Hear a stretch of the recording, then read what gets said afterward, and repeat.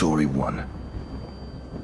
When I was 14, my family moved into a big, run-down farmhouse. It was kind of creepy but cheap to rent. Our closest neighbors were far away, and a cornfield surrounded most of our property. One night around 2 a.m., I woke up because the hallway light was on. I'm a light sleeper. And a few minutes later, my dog started whining outside my door and scratching to be let in. I let him in, and he crawled under my bed to sleep, which he sometimes did, but he had never woken me up to be let in before. It felt weird, but I was tired, so I went back to sleep without thinking much about it. I woke up again a bit later to the sound of my bedroom door creaking open. I saw fingers wrapping around the edge as it was pushed open slowly.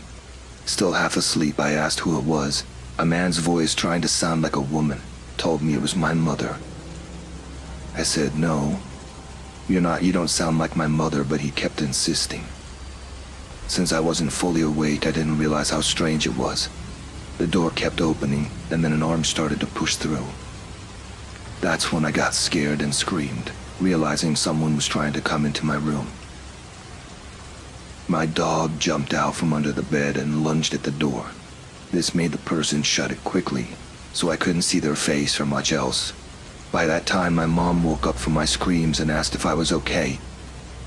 She came to my room and said she saw a large figure with stockings over his head standing outside my door. She started screaming, and the person ran down the back staircase, which had a door that looked like a closet, indicating they knew about its existence. The person then ran out into the cornfield.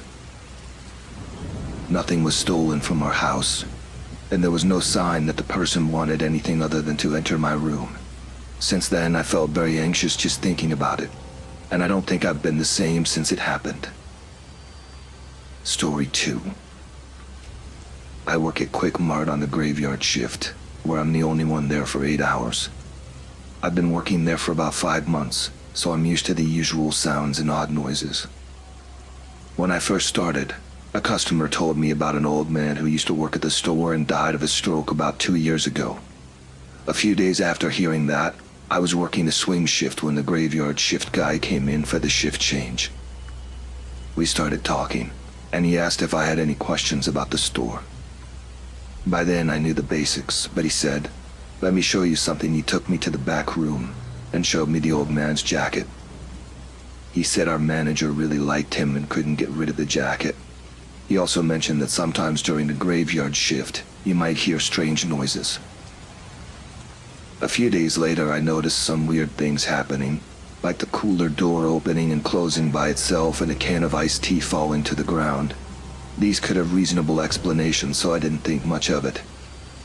But one night while working the graveyard shift and browsing Reddit, I heard a scuffling noise from the other side of the store. It lasted about 5 seconds and it freaked me out. I started thinking, oh, what if it's the ghost trying to mess with me? But then I went to check and I saw a ramen packet by the sugar. It was about 5 feet away from where it should be, kind of angled as if something had dragged it. This got me really curious, so I set my iPhone to record for 30 minutes at a time to find out what moved it. After 2 sessions, the packet hadn't moved at all, so I just picked it up, grabbed my phone, and went back to work. About 5 minutes later, I heard the scuffling noise again, and this time I got really paranoid, thinking it might be the ghost. The next day, my manager came in and asked how my night was. I gave her a strange look and asked if she ever heard weird noises while working, and she replied, "Oh, do you mean Frank?" I thought, oh, there's really a ghost. I asked if she meant the old man who died 2 years ago, but she laughed and said, "Oh no, that's Bob. I mean Frank, the mouse who eats all our ramen packets." Turns out, a mouse in a gas station almost made me believe in ghosts. Story 3. When I was a teenager, my older brother moved out, and my parents worked late, so I'd often spend evenings alone after school. We lived in the countryside a few miles out of town, with a few neighbors nearby. One day I got home from school, turned on the TV, had a snack, and texted a friend I had a crush on. Not long after, I noticed a man outside my house. He walked by a few times, looking scraggly and unkempt. I tried to hide behind a chair while still watching him through the living room window, hoping he didn't see me. Soon he came to the front door and knocked. I was texting my friend the whole time, feeling more and more uneasy as he kept knocking. I had my phone ready to call 911 and quietly unlocked the door. Trying not to make a sound, I opened the door a crack with only the screen door separating us. I was prepared to slam and lock it if anything went wrong. The man had wild, paranoid eyes, a big dark beard, and looked to be in his late 50s or early 60s. He seemed out of breath and was sweating heavily. He was also a large man, which made me even more cautious. I nervously said hello and he replied, "Please call the police. They're after me." His voice was exhausted, and he kept glancing at the road every time a car passed by. "Who's after you?" I asked, ready to slam the door if needed. He said, "I'd barely escaped. They were right behind me. Please, can I come inside?" At that point, I knew I had to call the police, so I said, "Just wait here, I'll get some help." My heart was racing, and I wasn't sure if this guy was actually in danger or trying to force his way in. I quickly shut and locked the door, then ran to the back door to lock it too. I called 911, but my heart was beating so fast that I could barely tell the operator my details. The police said they'd send someone out, but the wait felt like forever. I kept an eye on the man as he paced nervously in my driveway. Finally, a patrol car arrived, and the officer talked to him. They both got into the car and drove off. I don't know what happened to him, or if he was telling the truth about being chased. He could have been drunk or unstable, but when I looked into his eyes, I saw real fear. It scared me to think there might be someone out there who could harm people. Now here's another story. This took place in May 2000. I lived in a rural area of Alabama. My mom was at a party with her friends, and my dad went to hang out with his boss, so I was home alone for the night. I usually liked being alone because I had more time to myself. I spent the evening watching scary movies. While watching the original Halloween, I looked out the living room window and saw a man dressed in all black, watching me. I couldn't see his face because he wore a disturbing-looking mask. He stared for about a minute, then walked out of sight. About half an hour later, I heard 3 sudden and loud bangs on the front door, which scared me. I got up carefully and looked through the peephole. It was the same man from earlier, but this time he was holding a very large knife. He looked about 6'4" and was well built. He stood there for about 15 seconds, then started pounding on the door, trying to get in. I ran around the house, locking every door and window, then called the police. I grabbed a machete from the garage and shot it through the door for him to leave, because the police were on their way. But this didn't faze him at all. Instead, he ran to the backyard, climbed over our 7-foot fence, and sprinted to the back door. I ran upstairs to my bedroom and hid in the closet. The most chilling moment came when the whole house went dark, and I heard the back door being broken down. He had cut the power and forced his way in. I was more terrified than I had ever been. I heard heavy footsteps throughout the house. He was searching for me. He opened every door downstairs, and after about 10 minutes I heard him coming up the stairs. I was sweating and wondering when the police would get there. After a few minutes of him moving around upstairs, he opened my bedroom door. I was sure I was going to die. I could hear him getting closer to the closet. But then something like a miracle happened. The cops showed up right at that moment and arrested the man as he tried to run. The police talked to me, took my statement, and then left. My parents came home later that night, hugged me tightly, relieved that I was safe and alive. I found out later that another family living 2 blocks away had been brutally attacked that same night. They were tied up with rope and duct tape and savagely assaulted with the same weapon the man had been carrying. The young son had suffered the most. He was found propped up against the living room couch, his head missing. To this day, I thank my lucky stars I wasn't another victim of that man. Now, let me tell you about a different story. This happened 2 years ago before the start of the pandemic. It was a typical Saturday night, about 1 a.m., and I was up late gaming in my basement. I had set it up as a gamer's paradise with all the old consoles, controllers, memory cards, everything you could think of. Usually every other Saturday I'd have my friends over for epic gaming nights, but this Saturday I was by myself. I was downstairs, headphones on, engrossed in my games. Suddenly I finished a level, and the game music stopped briefly on the loading screen. That's when I heard a faint smack from upstairs. I immediately took off my headphones and listened closely, wondering if it was just my imagination or someone was at my door. I checked my watch. It was late, too late for anyone to be visiting. I cautiously started to climb the stairs, nervous about what I might find. A critical detail: the basement door opened inward, so as I started to pull it open, I peeked through slowly. This way, if anyone was looking in, they wouldn't see me because any window on the upper floor would reveal if the door was open. I peeked through and saw, illuminated by the orange streetlight, a couple of people standing at my front door. They had a crowbar and were trying to pry it open. I live in a relatively safe area, but I always lock my door out of habit. Now someone was trying to break in, and my door wasn't particularly strong. My locks weren't great either. I knew it was just a matter of time before they got in. I quietly closed the door, locking it from the inside. The basement door lock was a prank I had installed for my friends, but it came in handy now. I quickly went downstairs, put my cell phone near the window, and called 911. When the operator answered, I frantically explained that there were men trying to break into my house with crowbars. She assured me that officers would be dispatched soon and stayed on the line with me.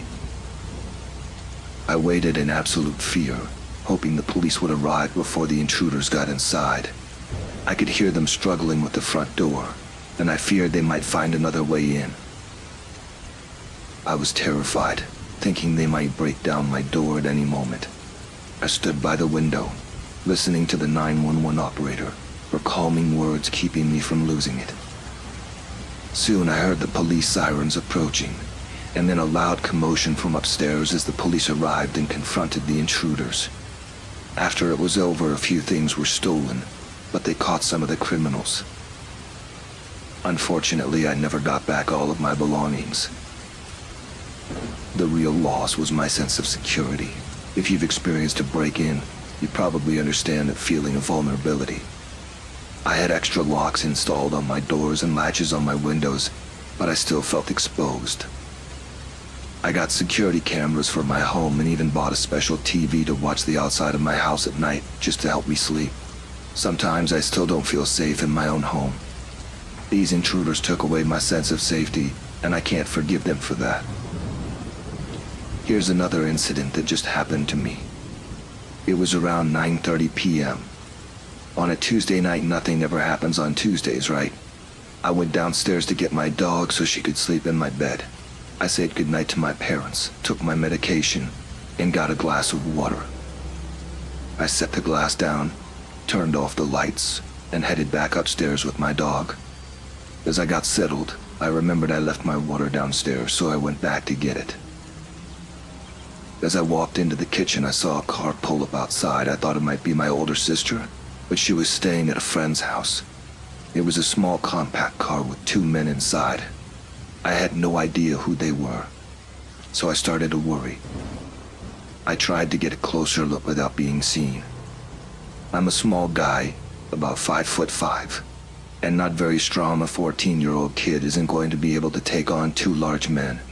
I saw something in the back of the car that made me even more nervous, but I couldn't quite see what it was.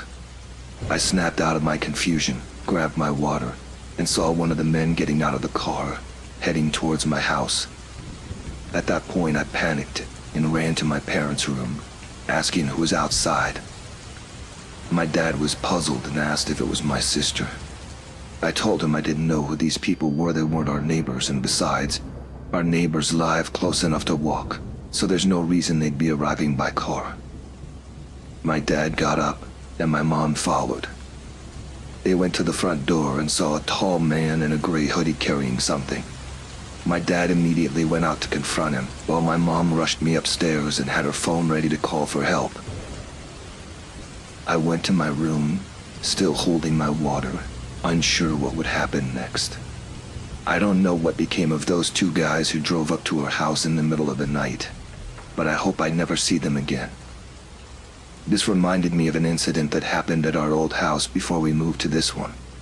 My dad was looking after us while my mom went to a concert. I woke up in the middle of the night to people talking loudly. There was a stranger on our couch, and my family was talking to him. I noticed he had blood on his face, and I thought it was just a bad dream. Years later, when I was a teenager, I mentioned this to my mom, and she explained what had happened. My dad had forgotten to lock the back door, and a drunk guy got out of a taxi, walked into our house, and just sat down on our couch. He had been in a fight and was bleeding, thinking he was at his girlfriend's house in a different suburb. He left peacefully once he realized his mistake, but it still scared me to hear this story. My mom and I lived in a cheap single-wide trailer, which made me even more cautious about security. Having strangers show up unexpectedly, especially at night, was always unsettling. It made me realize how important it is to keep doors and windows locked and to be aware of our surroundings. We're a really run-down trailer park. It was just my single mom, who worked 2 jobs and was going to cosmetology school after my dad left. I often stayed overnight with my aunts because my mom worked graveyard shifts. One day, my mom picked me up from my aunt's house at 7 a.m. and we went back to our trailer. I remember not wanting to go inside and begging to ride my bike, but my mom, exhausted, just wanted to sleep. So we went inside, and she laid in bed while I watched Barney. Being a typical toddler, I eventually woke up my mom to ask if I could go outside and ride my bike, which we kept in my room because if we left it outside, it would get stolen. I told her I didn't want to play in my room and asked if I could lie down with her. As we were laying there, I suddenly told my mom there was someone in the closet and that he wanted to hurt me.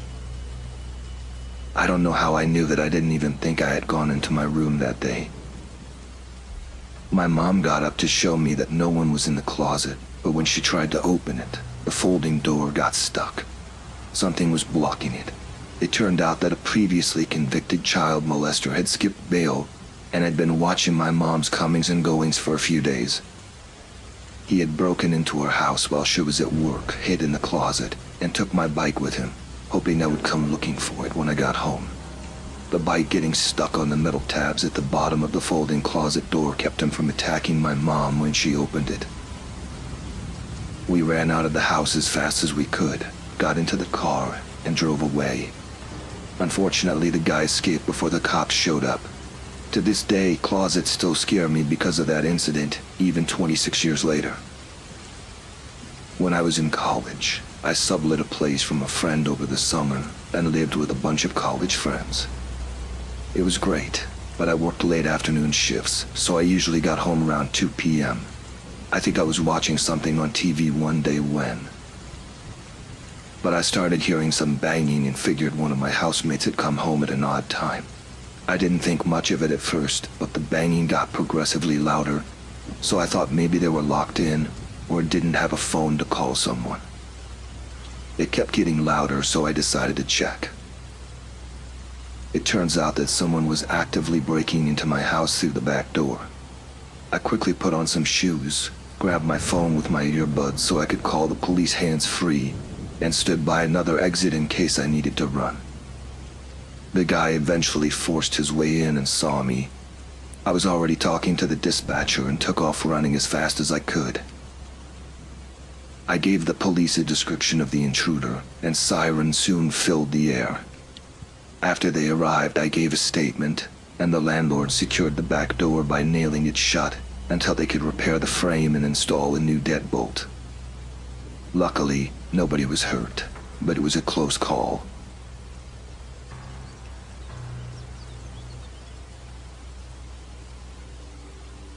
Story 4. I work in an office and used to work an overnight shift from midnight to 8 a.m. During my lunch breaks, I'd often take a nap. I work on the 14th floor, but at night, there's hardly anyone around, so I would go to the vacant second floor to sleep. It was always quiet down there, except for the occasional street noise. However, they turned off the heat during the winter, so it would be cold. I used my coat as a blanket, and it was just the right temperature for napping. The lights on that floor were motion activated, turning on as you walked down the hallway. The hallway was long and wrapped around the building, leading to a conference room's waiting area with comfortable chairs. I'd pushed 2 chairs together, and they made a perfect little bed. My favorite spot was behind a pillar, hidden from view. The only drawback was the lights were wired backward, so they were always on until you walked into that area, and then they'd turn off. I'd cover my eyes to sleep, and by the time the lights came back on, I'd usually be out. One night, around 3:30 a.m., I set up my chairs and fell asleep quickly. But then I heard something odd footsteps approaching the corner of the hallway where I was sleeping, and along with the footsteps, keys jingling. I thought it was the janitor, so I laid still, waiting for him to pass. He'd see my employee badge and keep going. I heard the footsteps get closer, and the keys jingle louder. But then, after he turned the corner, the footsteps and keys continued, but they never got closer. It was as if he turned the corner and then started marching in place. I kept waiting for him to pass, but he never did. But the sound stayed at the same distance. I didn't want to lift my head because I wasn't supposed to be sleeping there, and I didn't want to get in trouble. The light was still on. After a few minutes, I decided to find out what was going on. Was this guy trying to wake me up, or just messing with me? I figured none of my supervisors would be walking around with a key ring, so I wasn't in danger of getting caught. I tried to lift my head, but I couldn't move. I struggled to roll over as I was sleeping on my side, and eventually forced myself onto my back. I couldn't move my arms or legs, speak, or open my eyes beyond a small slit to see a light. That's when the lights turned off, and the footsteps and keys, which had stopped marching in place, started heading in my direction. I tried to sit up, but I couldn't. I felt a heavy weight on my chest, and I could distinctly feel 2 large hands pressing down, as if someone was holding me down with all their weight. I panicked and tried to yell, but I couldn't make a sound. I tried to move my arms to push the person off, but they wouldn't budge. I felt completely helpless. I couldn't even open my eyes to see what was on top of me. It felt like it went on forever, but it was probably just a minute or so. Finally, the weight lifted, and my eyes opened partway. There was nothing on top of me or around me. The footsteps had moved back around the corner, and the keys jingled off into the distance. I sat up, and to my horror, the chairs were no longer where I had pushed them. I always arranged them behind that pillar to stay hidden from people passing by. But now I was lying in the middle of the hall. The chairs had been pushed away from the pillar and the window. The light was still off, suggesting that something had moved recently. I started to hear a low humming sound in my ears, like an electric buzz, and I was sweating like crazy. I grabbed my jacket to wipe my face, and when I pulled it away, I was back in my original spot. The sound was just the lights overhead coming back on. No footsteps, no keys. I quickly gathered my things and went back upstairs. I don't believe in ghosts or the supernatural, but I've had sleep paralysis before due to medication side effects, so I'm pretty sure it was just a nightmare mixed with paralysis. It felt so real, though it was terrifying. Later, I told a coworker about what had happened, and he mentioned that a worker who helped build the office had killed himself during construction. Some people claim to have seen his ghost in empty rooms and walking the halls. We both laughed at the idea of a ghost. Yeah, right, he said. People are superstitious. They've even said they've heard keys jingling and everything more ghost stories, I thought. Now, let me share a different story with you. This takes place in a Southeast Asian city with a population of over 1.5 million. I didn't always live there. I was born and raised in a small town in the Midwest, the kind where everyone knows everyone, and the town only gains attention during election years. In 2014, my parents and I moved to this city for several reasons, the biggest being that my mother wanted to be closer to her family, as this was her homeland. Story 5. The town where most of my relatives live is about 8 hours away. We moved to this city because it's the safest in the region for foreigners, and my dad is obviously a white man. Unlike most college students, I hadn't done much during the summer. The heat was intense all day long, and I didn't have much money to spend, even if I was willing to leave our air-conditioned apartment. The only thing that made me want to go outside was the constant noise of construction due to a new building being added next to our complex. However, leaving the apartment was inevitable. Toward the end of the month, my parents and I went grocery shopping. The next day, my mom and I went out to get some things we had forgotten. The day after that, we went out again to pay some bills. It was 3 consecutive days of going out for the first time in a month, so by 7 p.m., on the third night I was already asleep on the living room couch. My mom woke me up around 10 p.m. and told me to go to my room. I was too tired to do my full nighttime routine, so I just brushed my teeth and went upstairs. I noticed my cat was already asleep on my bed, which was rare since he's usually my mom's constant companion. I got into bed, trying not to disturb him. Only cat owners will understand the acrobatics needed to avoid waking a sleeping cat. I turned on a dim light, plugged in my phone, and started playing a random YouTube video, then fell asleep. I don't know what time it was, but I woke up to my bed shaking. I usually ignore movements like this because it happens often when my cat sleeps with me. He has a habit of scratching his ear. But there had been a pretty strong earthquake just the night before, so I thought it might be another one. I opened my eyes to check if it was the earthquake or my cat scratching his ear. It was the latter, and my mom was at the foot of my bed. She was probably checking on me before she and my dad went out for their 5 a.m. walk, as they usually did. She seemed to be bending down to pet the cat. I was about to fall back asleep when my half-asleep brain realized something was off. I opened my eyes just a little to get a clearer look at my mom, and that's when I noticed something strange. She was wearing one of my high school t-shirts. My mom and I are completely different sizes, and she doesn't have a habit of borrowing my clothes. I figured maybe she ran out of clean exercise shirts and used one of mine.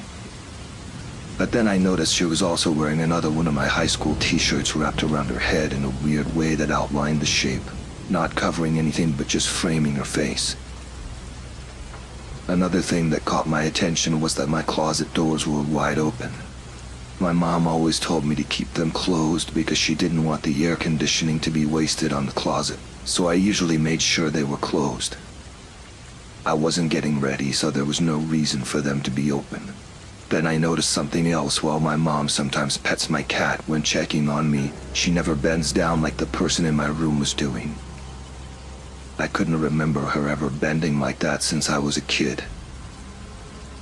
All these thoughts hit me in about 5 seconds, but my groggy brain was more focused on why my mom was wearing my clothes.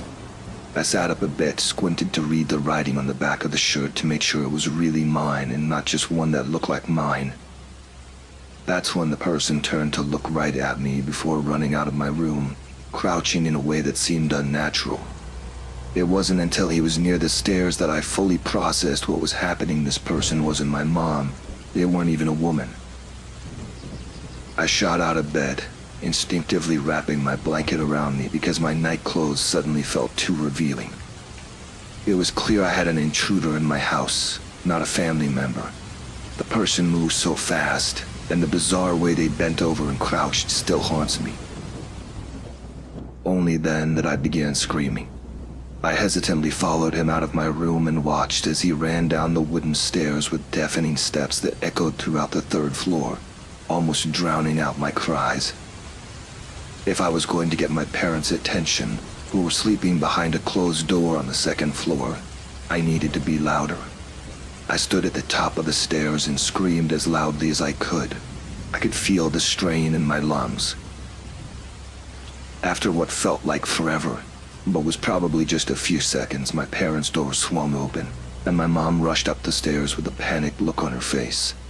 She grabbed me by the shoulders and shouted, "What is it? What's wrong?" I turned to her with a mix of confusion and disbelief. Had she not seen the man who had just run past their bedroom door? Everything happened so quickly that I wasn't sure if they had crossed paths. "Someone's in the house," I said, my voice almost unrecognizable from fear. Without hesitation, she wrapped her arm around me and urged me down the stairs, shouting, "Grab a gun," in our native tongue. We ran to my parents' bedroom, where my dad stood in the doorway, looking groggy and confused. I pushed him inside, turned around, and shut the door while fumbling with the light switch. My dad eventually turned the lights on. I looked at him with the same shocked expression I had when I saw my mom. He had been standing in his doorway, with a clear view of the man running away, yet he seemed completely unaware. "Someone's in the house," I repeated. I saw my dad's face change as my words sank in. With the door now locked, I turned to my parents, waiting for them to do something.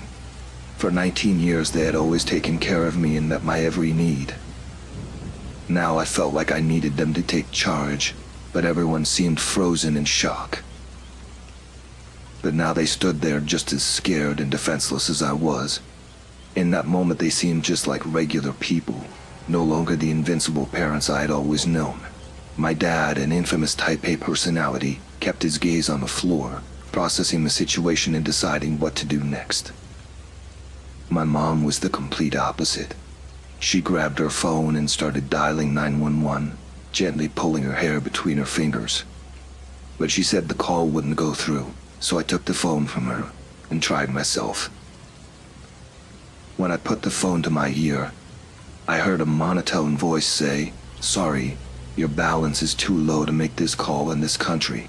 Most phones are prepaid, so if there's no credit on the account, you can't make calls or send texts." My mom swore she had topped up her balance just hours earlier. I tried calling my aunt, who lived 8 hours away, and it went through fine. That's when we realized that cell phones could only call other cell phones, and landlines could only call other landlines, including 911. The problem was, our landline was in the second floor hallway, just a few feet from the other side of the door. I explained this to my parents, and my mom opened the window and began shouting for help in her native tongue. Reacting instantly, I shut the window. "Don't do that, they'll know we're defenseless, and they'll come back or come in." At this point, we'd been in the room for about 40 minutes. I was afraid that if they had left but then heard her screaming, they might return, knowing we were sitting ducks. "Are you sure you saw someone?" "Maybe you were dreaming," my dad said. This was his first time speaking since we had locked ourselves in. "How could someone have gotten in? The door has 2 locks and a heavy pole across it." After the lock on our screen door broke, my mom insisted on putting a metal pole across it to prevent anyone from breaking in. "No, I know what I saw," I replied without hesitation. But then doubt began to creep in. What if the figure I saw was just a figment of my imagination?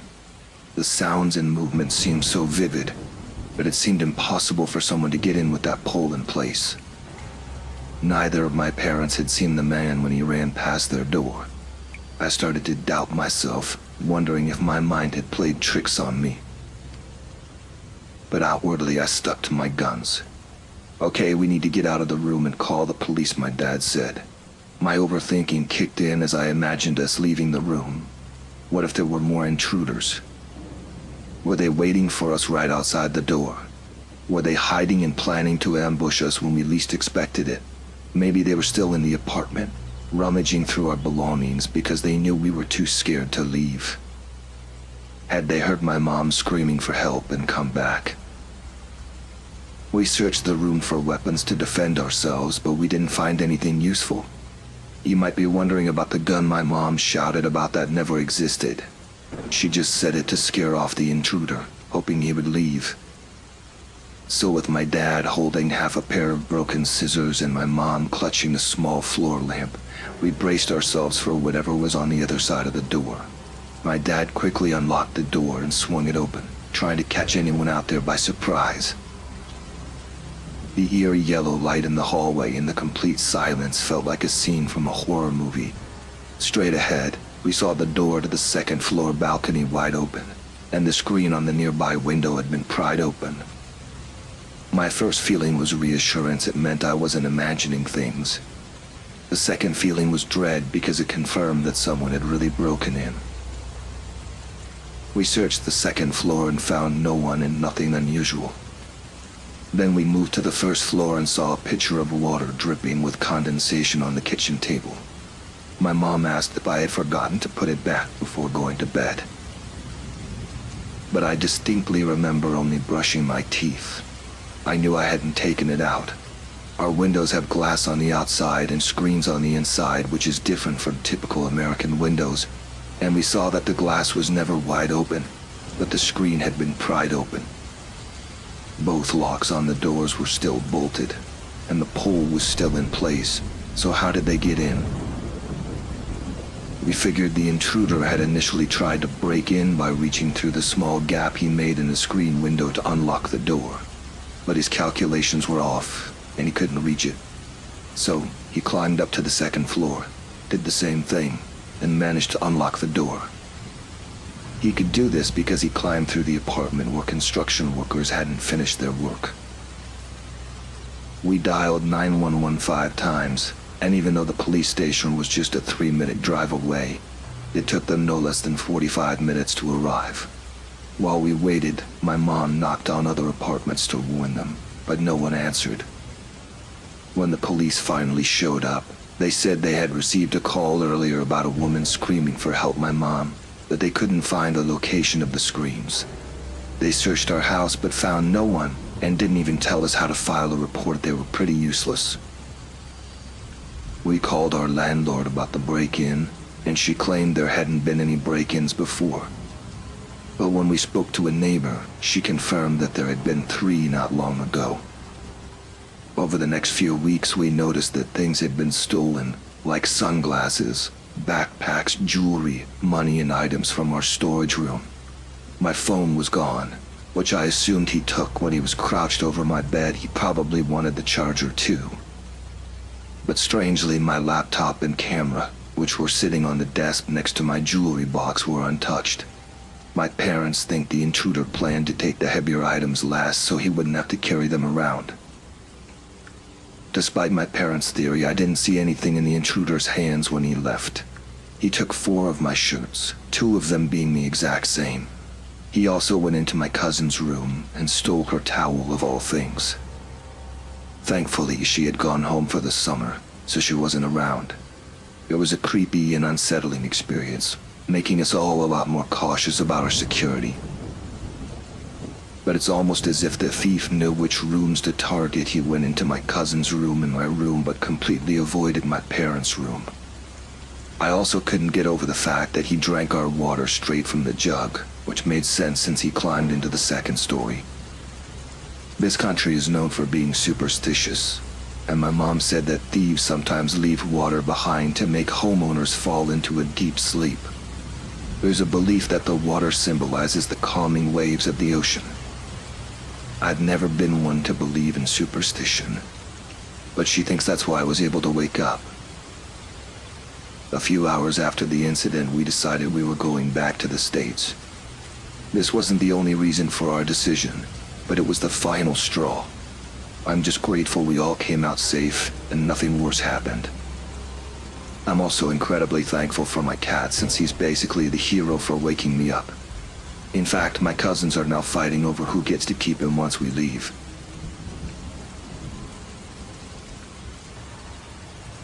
Story 6. I was about 19 and still in college at the time. I've always had a hard time studying at home, so I usually went to a coffee shop in the evenings or late at night to study. Around that time, I often went to the McDonald's near my house, grabbed a burger, and studied in one of the booths. It was closer, and I didn't want to drive to the city. One day I was sitting in the booth closest to the bathroom when an older man, probably in his 70s, walked by. As he headed to the bathroom, he stopped to look at me and complimented my hair. I thanked him and went back to studying, but he didn't move. He continued, "My mother used to have chestnut-colored hair like that. She was beautiful. I didn't want to be rude, so I responded with something polite and tried to return to my work. But then he sat down at my table uninvited and started talking about his daughter, who he said was likely about my age. He kept going on about how he liked visiting her and playing music for her. He pulled out his phone, saying he wanted to show me a video of her. I wasn't thrilled that he was sitting with me, but he seemed harmless and maybe just a little lonely, so I let him have some company. When he showed me the video, it was shaky footage of a girl in her 20s lying in a hospital bed in what seemed like a vegetative state, with her mouth gaping open. In the background, I could hear what I assumed was him talking and singing to her. He then revealed that his daughter was in a coma. I don't even remember what I said in response. I was just taken aback by the unexpected nature of the video and the emotional weight of his story. It was one of those moments where you want to be kind but also feel uncomfortable because the situation has become much more intense than expected.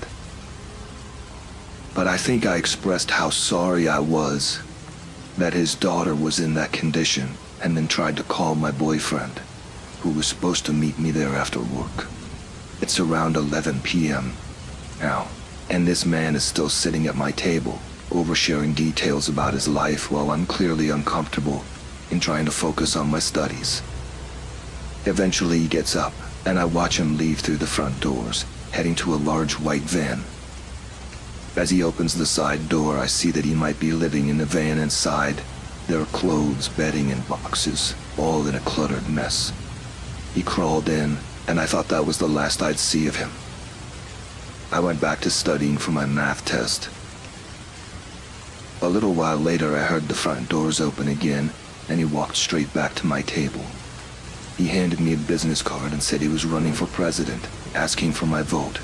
The card just had his name and a cheesy slogan on it. After that, he went back to his van and drove off. Needless to say, after that encounter and a few other strange run-ins with homeless people, I stopped studying at that McDonald's.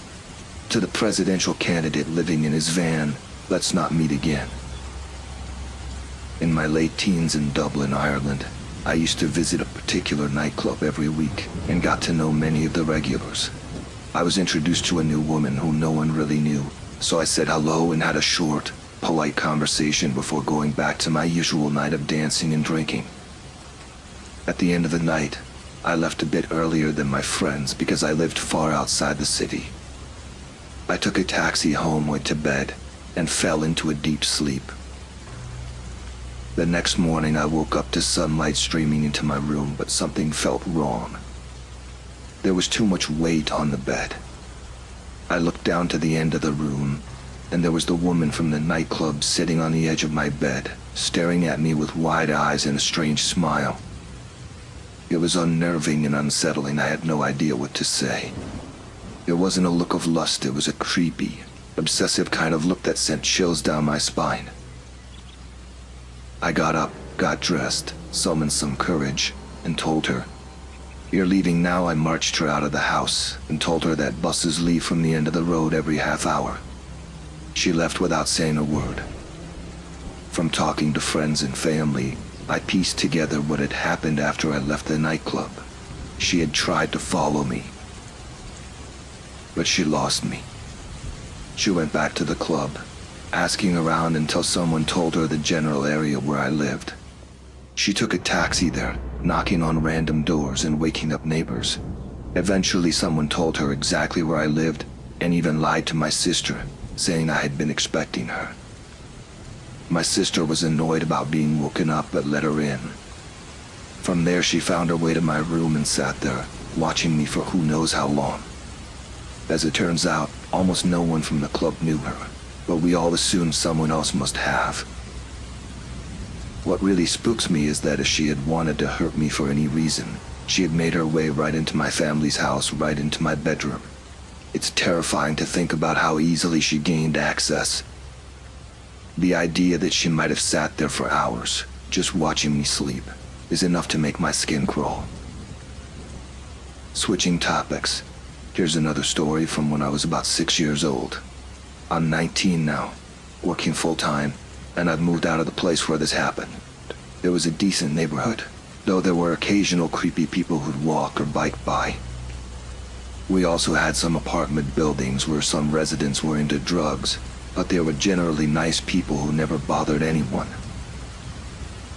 The house I lived in back then was a good size, and my dad built a large garage gimmick, big enough to hold 3 vehicles with rafters on the ceiling for storing seasonal things like Halloween and Christmas decorations. This takes place in December in Atlantic Canada, known for some pretty nasty snowstorms and blizzards. On that day, I was a little kid playing in the snow, and my dad was working in the garage on one of his projects. He got thirsty and went into the house to grab a drink. When he came back out, he asked if I had gone into the garage. I asked why, and he said there were footprints in the snow leading into the garage that he didn't think were his. I said no, and we both brushed it off. Later that evening, my dad and I went to bed early. My mom worked late and got home that night, noticing some of my toys that had been stored in the rafters were on the garage floor. She thought nothing of it, moved the toys, parked her car in the garage, and then went inside to watch TV before going to bed. The next morning, my dad woke up very early, around 4 a.m., to get ready for work. When he went out to the garage, he found the garage door wide open. He was furious, so he woke everyone up and went outside to check the garage. He came back inside, freaking out because a lot of our expensive equipment was missing. We called the police, turned on the outside lights, and saw the same mysterious footprints leading from the garage into the backyard and into the forest behind our house. The cops came and searched the garage. My mom mentioned the toys that had fallen from the rafters, so they asked to borrow a ladder to check. What they found was alarming: a gun, a meat cleaver, 3 condoms, 2 of which were used. I couldn't sleep for a week after that. I was terrified. They caught the guy 2 weeks later, trying to sell my dad's stolen equipment at a pawn shop. He confessed to everything. He said he had broken into other houses on our street and had been watching our house for a whole month to learn our routines. He brought the weapons just in case, and he admitted he planned to use the condoms where he saw my mom. He's now serving a 15-year prison sentence. I don't want to think about what could have happened if my mom, dad, or I had seen him. This next story is my dad's. It happened in the summer of 1993. He and his girlfriend, now my stepmother, were living in Cardiff, Wales, in the city center, not a particularly high crime area, with lots of student accommodation. At around 6 a.m., my dad got up and went to the kitchen for his morning coffee. As he walked in, he was greeted by a random man sitting at the kitchen table, just staring at him. Instead of freaking out, my dad asked the guy if he wanted a cup of coffee. The intruder agreed and joined him. A few minutes later, my dad's girlfriend came in and, also without freaking out, offered to make the guy some breakfast. So the 3 of them sat down and had breakfast, chatting for about 20 minutes. Apparently the conversation was a bit weird and nonsensical, but they didn't mention what they talked about. After breakfast, they escorted the intruder through the front door, and once he left, they began to freak out, naturally calling the police. The police came, took statements, and later that day contacted my dad to say they had apprehended the breakfast intruder. It turns out the guy was a paranoid schizophrenic who had been breaking into odd-numbered houses on the street. My dad's house was the second one he entered. The first house next door was empty, where he had left his tools, a sawn-off shotgun, and a lot of ammo. His plan was to shoot anyone in the odd-numbered houses on the street. When the police arrested him, he said that my dad and his girlfriend were the nicest couple he'd ever met, which had stopped him from carrying out his plan. When people say I'm too laid back for my own good, I tell them this story, and it never fails to shut them up. A few months ago, my brother moved in with me and got a job doing night shift custodial work at a nearby high school. His shift started at 10 p.m., and it was close enough to walk. The downside was that he got off work about 20 minutes after I had to leave for my job, and he didn't have a car. One night, a little after midnight, he called me in a panic, asking me to come down and pick him up because there's some kind of weird stuff happening. Those were his exact words. And he said there was no way he was sticking around by himself. My brother isn't the type to freak out over nothing, so I hopped in the car in my pajamas and headed down to the high school. For some background, when we were kids, my brother seemed sensitive to the supernatural. He often talked about various strange encounters. In one old house we lived in, he told our parents that a man would come into his room at night and tell him bedtime stories. It wasn't until we were adults that our father told us a distant relative had committed suicide in that same room years before either of us were born, and my brother's description of the man matched the deceased relative's description perfectly. I'm the exact opposite. Nothing creepy or supernatural ever happens to me or around me. If a place had a history of strange occurrences, they usually stop when I'm there and don't return after I leave. People have told me their ghosts went away after I visited their home, or that a place stopped being creepy once I was around, or that someone acting weird calmed down after I spoke to them. It's like I'm a natural repellent for creepy things. So I arrive at the high school, and my brother is standing by the front doors. He runs over to my car, telling me I have to come in and make it stop. It was the sound of a locker opening and closing, just out of sight. He would turn a hallway corner and hear a locker slam shut behind him or around the corner in the next hallway. We go into the school, my brother practically clinging to my arm. It probably looked hilarious. I'm short and plump, and he's tall and super skinny, like a modern Laurel and Hardy. We walk up and down the halls, and nothing happens. No sounds, no movement, no lockers opening or closing, no cold spots, no strange drafts, and no creepy noises or feelings.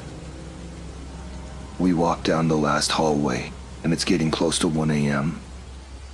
I'm tired and just want to go back home. There's one locker standing ajar, and as we approach it, my brother reaches out to close it, but then pulls his hand back and says, "You do it." I close the locker, and nothing happens. Finally, my brother says I can go as long as I promise to come back the next night if there are any more problems. A week later, he comes home and hands me a thank you note with a $50 Amazon gift card from the head of the custodial department for services rendered. Easiest $50 I ever made. Story 7. I'm a girl, and this happened when I was 20 in the early 2000s, when landlines were common and cell phone calls were not unlimited. It took place in a town about an hour away from Sacramento. My friend was house sitting for a family that her family knew from church. She was to house sit in the country, just outside of town, for a week. The family had animals like cats, rabbits, a donkey, and a horse. They also had dogs, but they took the dogs with them on their trip. My friend was in charge of feeding the animals and watching the place. She didn't need to get the mail daily because they had a metal lockbox-style mailbox at the end of their long driveway. They didn't have any neighbors for miles, just fields of alfalfa, cattle, and corn, so I guess the lockbox was for security. Towards the end of the week, she asked if I wanted to spend the night and keep her company. I thought it sounded fun. I had moved out of my aunt and uncle's place and into my own apartment, so I told her I'd pick her up on my way there after work. We got to the house around 9:30 p.m., grabbing dinner on the way. The first thing we did was go into the barn to feed the animals. It was late for their dinner, and they were pretty vocal about their hunger. We made sure they had water, and then went inside. The house was a big ranch-style home, single-story. As you entered, the living room was to the left, and there was a long hallway to the right that led to the bathroom and bedrooms. Straight ahead was a dining area, and to the left of that was the kitchen and the patio. It wasn't an open floor plan. In the kitchen, on the opposite side of the dining area, was another long hallway with several doors. My friend explained that the wife ran daycare centers out of the house, and those rooms were play areas for the kids she took care of. We didn't bother going there because we had no interest. We watched some TV, ate our leftovers, and talked about people we knew.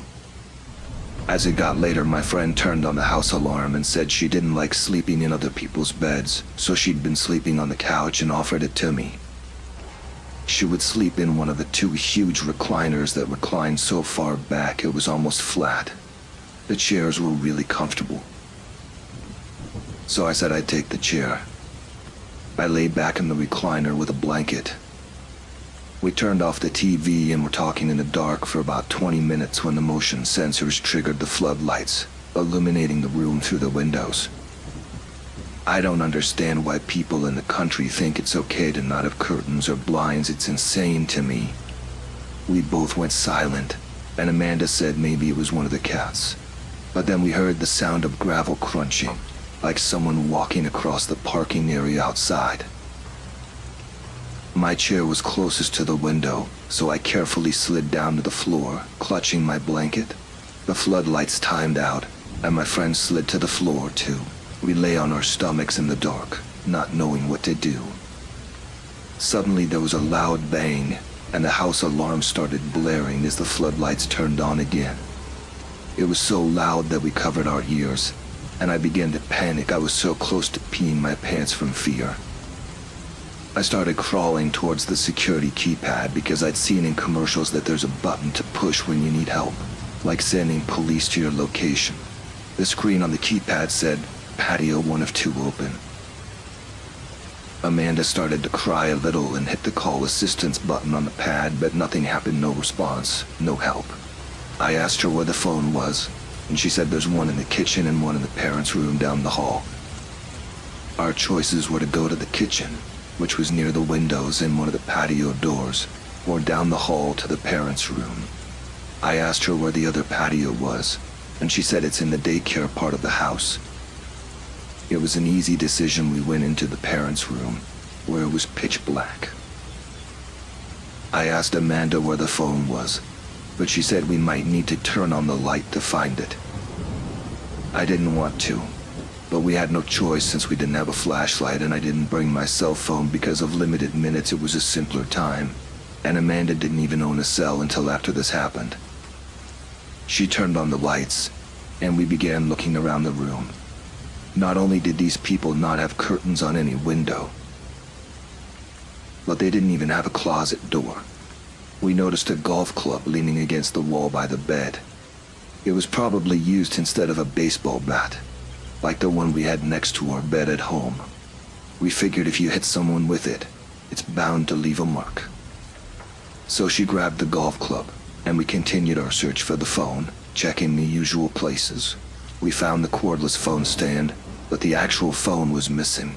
The alarm was still blaring, and we had the lights on. Whoever opened the patio door would definitely notice. Amanda asked if we should use the locate phone buttons, but I told her that'd be a bad idea. If the intruder had the phone, they could come in asking if we're looking for something. I was mad and scared, standing there knowing we had to go to the kitchen. Suddenly the house alarm stopped, and everything went eerily quiet, the kind of silence you only get in the country.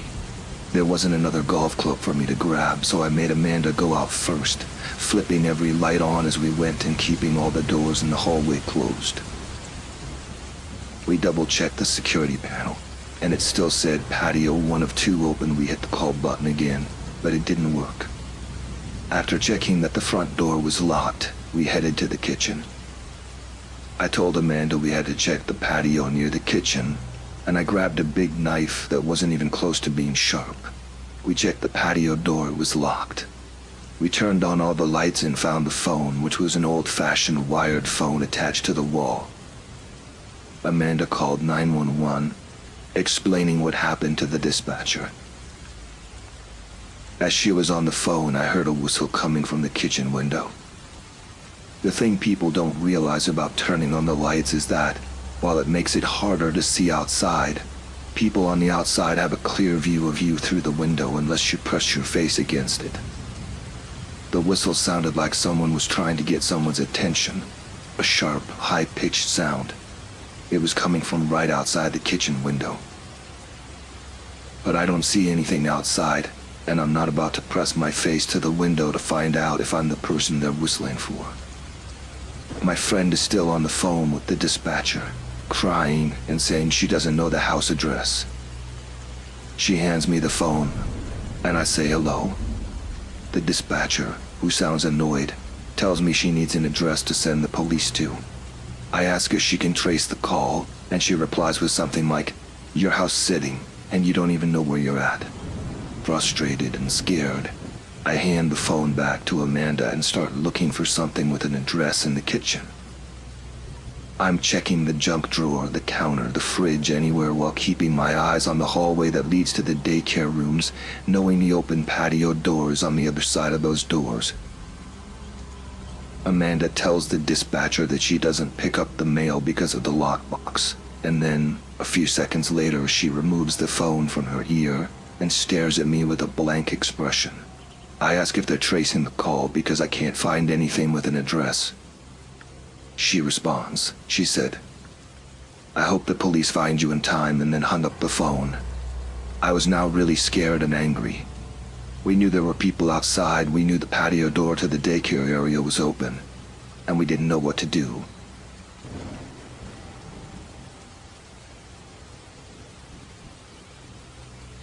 We stood in the kitchen, silent for what felt like forever, though it was probably just a minute. We picked up the phone and dialed 411.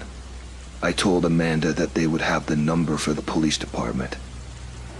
As calmly as I could, I explained to 411 it happened to us and mentioned the dispatcher who hung up on us, emphasizing that we really needed the police. Right then, there was a huge metal bang outside the kitchen window by the patio door.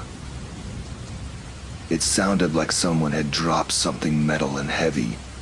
Amanda started to cry, and I couldn't hold in my fear anymore. I began crying too. The 411 operator said they were connecting us to the police and would stay on the line with us, expressing anger at the 911 dispatcher for hanging up on us. When a police officer answered, the 411 operator began explaining what was happening, then asked to disconnect once we were connected to the police. As we were talking to the officer, we heard the whistle again, and light began flooding around the house. I was too scared to look outside. We hadn't turned on the patio light because we would have had to walk past the patio window to reach the switch. We told the officer about the whistling, and he said that several policemen should be showing up shortly and to stay on the line. Since we were just outside the town limits, we knew it might take a few minutes for them to arrive. Having an officer on the phone made me feel a little better, but I was still really scared. The officer on the phone said that the police had arrived and were coming up the driveway. He told us to put down the phone and open the door, so I did. What I saw was a police pickup truck with spotlights flashing into the pasture that ran along both sides of the driveway. 2 officers, not with handguns but with shotguns, were walking slowly beside the truck as it made its way up the long drive. 4 officers approached the house, asking our names. 1 officer picked up the phone and said they were on site, then hung up. They ordered us to stay in the dining room while they searched the house and property. One by one, the officers returned. The last one came back in through the patio door near the kitchen, saying he had searched the barn and the horses looked spooked. He asked what other animals were in the barn. They told us they didn't find anyone in the daycare patio, and although it wasn't locked, there was a broom handle in the trap to prevent it from being opened too far.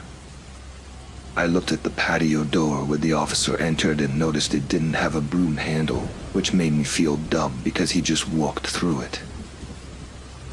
I don't remember much after we finished giving our statements to the police, They said they'd stick around to look for anyone suspicious, and if we wanted to leave, we could. They could lock the bottom lock but not reactivate the alarm. We were totally fine with that and left as fast as we could. We got in my car and went to her mom's house, mentally exhausted.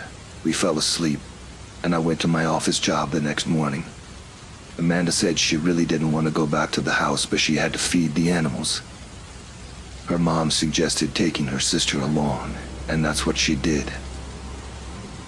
That afternoon she called me at work, sounding really nervous. She said when she went into the house there were footprints and poop on the carpet. I told her it was probably from the police who had checked the barn, but she wasn't sure. She also mentioned that when she went to the barn to feed and water the animals, someone had tied all the rabbits' legs together in their hutches. They had 10 rabbits that the kids used for 4-H projects. Amanda then said there was a note with the word Lucky scribbled on the back of a pizza coupon. She thought it came from the refrigerator door because all the flyers and coupons were missing. It took a while for them to untie the rabbits, and Amanda asked her mom to find someone else from the church to finish house sitting. She wasn't going back. She also reported to the police what she found when she returned to the house, but no one was ever caught, and the police never called us back with any updates. It was a deeply unsettling experience for both of us, and Amanda was glad to leave the house sitting behind. Story 8. Over a year ago, I went to bed with my boyfriend. Just a few minutes later, I heard my cat jump onto the windowsill behind us and start hissing. He growled and meowed a lot, but he never hissed, so I propped myself up and looked out the window, expecting to see another cat. Instead, I saw a man in a ski mask standing just to the left of the window, not looking in at me. I tapped my boyfriend and whispered that there was a man outside. He sat up very slowly and looked out, then suddenly opened the window and yelled, "What the hell are you doing?" The man said he was just looking around. My boyfriend called him a liar and tried to jump out the window, but I had some poles set up ironically to prevent a break-in, and they made the window too narrow for him to get through. My boyfriend ran out the front door to chase him, but the man got away. He was so upset that the man escaped. We're not together anymore. For about a year, I missed that man every day. I lived in a house with 4 roommates. We had a large backyard with a garage and a tool shed we never used. There was also a motion detector light. 2 of my roommates were very superstitious, believing in ghosts and spirits, and they often used different substances. The backyard light would randomly turn on, which I thought was due to animals, but my roommates were convinced it was ghosts. One of them even claimed to have seen a ghostly man walking through our window while she was high on mushrooms. They found it frightening. I didn't think much of it. A few nights later, after drinking, I thought I saw a man through the mesh door to our backyard. I dismissed it as my mind playing tricks, influenced by my roommate's ghost stories. Eventually, I moved back to my home country. 6 months later, during a FaceTime with a roommate, I found out it wasn't a ghost at all. A homeless man had been living in our tool shed for who knows how long. That really creeped me out. A few years ago, I moved into an apartment. The next morning while I was unpacking, I expected my roommate, who said she might stop by. Hearing someone at the front door, I thought it was her, perhaps struggling with bags. However, something made me pause instead of opening the door, and I looked through the peephole. There was a man trying to break in. I froze, hand on the deadbolt, until he walked away. This took place during my senior year of college. I lived off campus in a townhouse with 2 roommates, Natalie and Katie. Katie was out that night at school. Around 3 a.m., I was woken up by some knocking on the downstairs door. It was odd, considering the hour. At first, I thought someone had the wrong place and would realize and leave, but the knocking didn't stop. I lay in bed for several minutes, thinking they'd go away when they got bored. However, as the knocking persisted and turned into banging, I started to feel confused and then kind of freaked out. I probably should have called the police right then, but it was the middle of the night, and I was just confused. So I headed to the top of the stairs and saw Natalie standing near the door, staring at it. Her room was on the bottom floor, and she had just walked up to it. We exchanged a baffled look because really it was 3 a.m., and this was weird. Natalie called out and asked who they were and what they wanted. Or Katie's friend said a male voice on the other end about our age. We know her boyfriend and we've heard she was feeling down, so we came to surprise her. That story sounded really odd, and thankfully Katie wasn't even home. So we told them, Katie's not here, she's up doing something else. We thought they'd leave since they came to see Katie and she wasn't there. Just open the door, one of them insisted. Looking back, I know I should have called the police by then.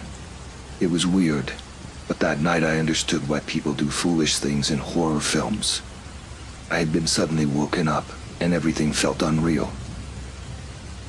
In situations like this, it feels surreal, almost as if you can't really be in danger, because that kind of stuff only happens in horror movies, crime documentaries, or creepy online stories. You think this can't happen to me, I'm just an ordinary, boring person going about my business. I don't need to call the police, everything will work out fine, so that's what Natalie and I thought, and we ended up doing the foolish thing of trying to argue with them. We repeated that Katie wasn't there, and that there was no need for them to stay.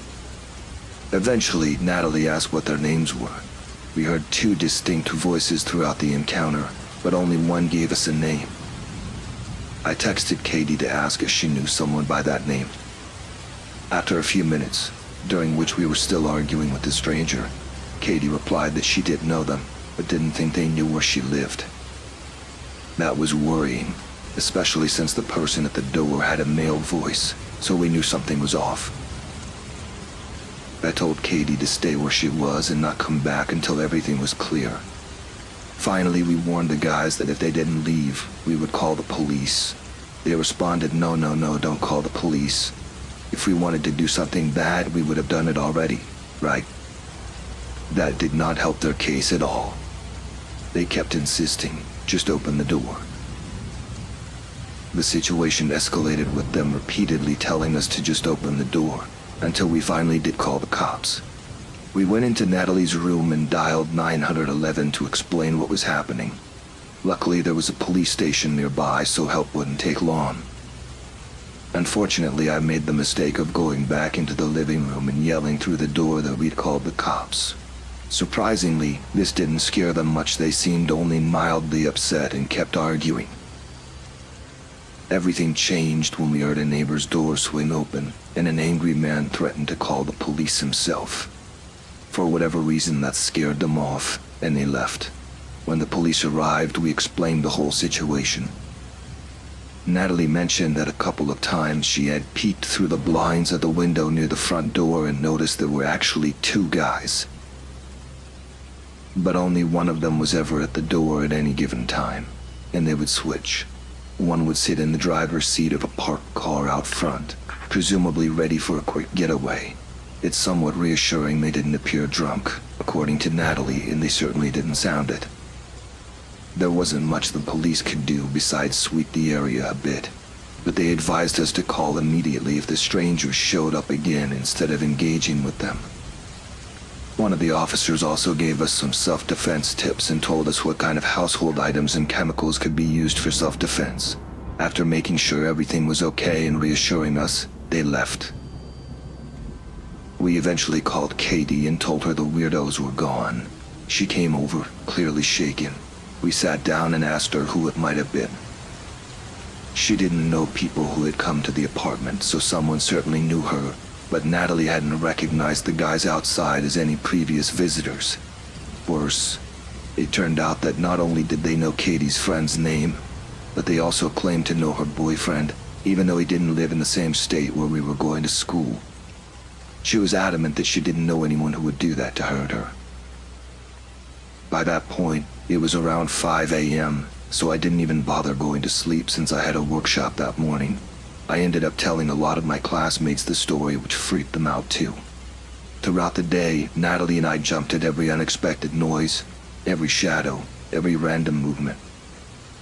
That night it was hard to sleep. I expected to hear knocking, but thankfully, they never came back. That almost makes the situation more unsettling. I'll never know what they wanted that night. Did they think we were hiding Katie? Was she seeing less than savory people in secret? I guess we'll never know. I try not to let it bother me. I often wonder if my life was in danger that night. After all, they weren't wearing any face coverings, which makes me think they might have been willing to get rid of witnesses if they had committed a crime. Despite this, I'm adamant about never meeting those random, strange men who insisted on being let in. My husband works a rotating schedule, sometimes at night and other times during the day. 2 days ago, he started his night shift rotation. I always feel uneasy when he's not here, even though we live in the country where it's supposed to be safer.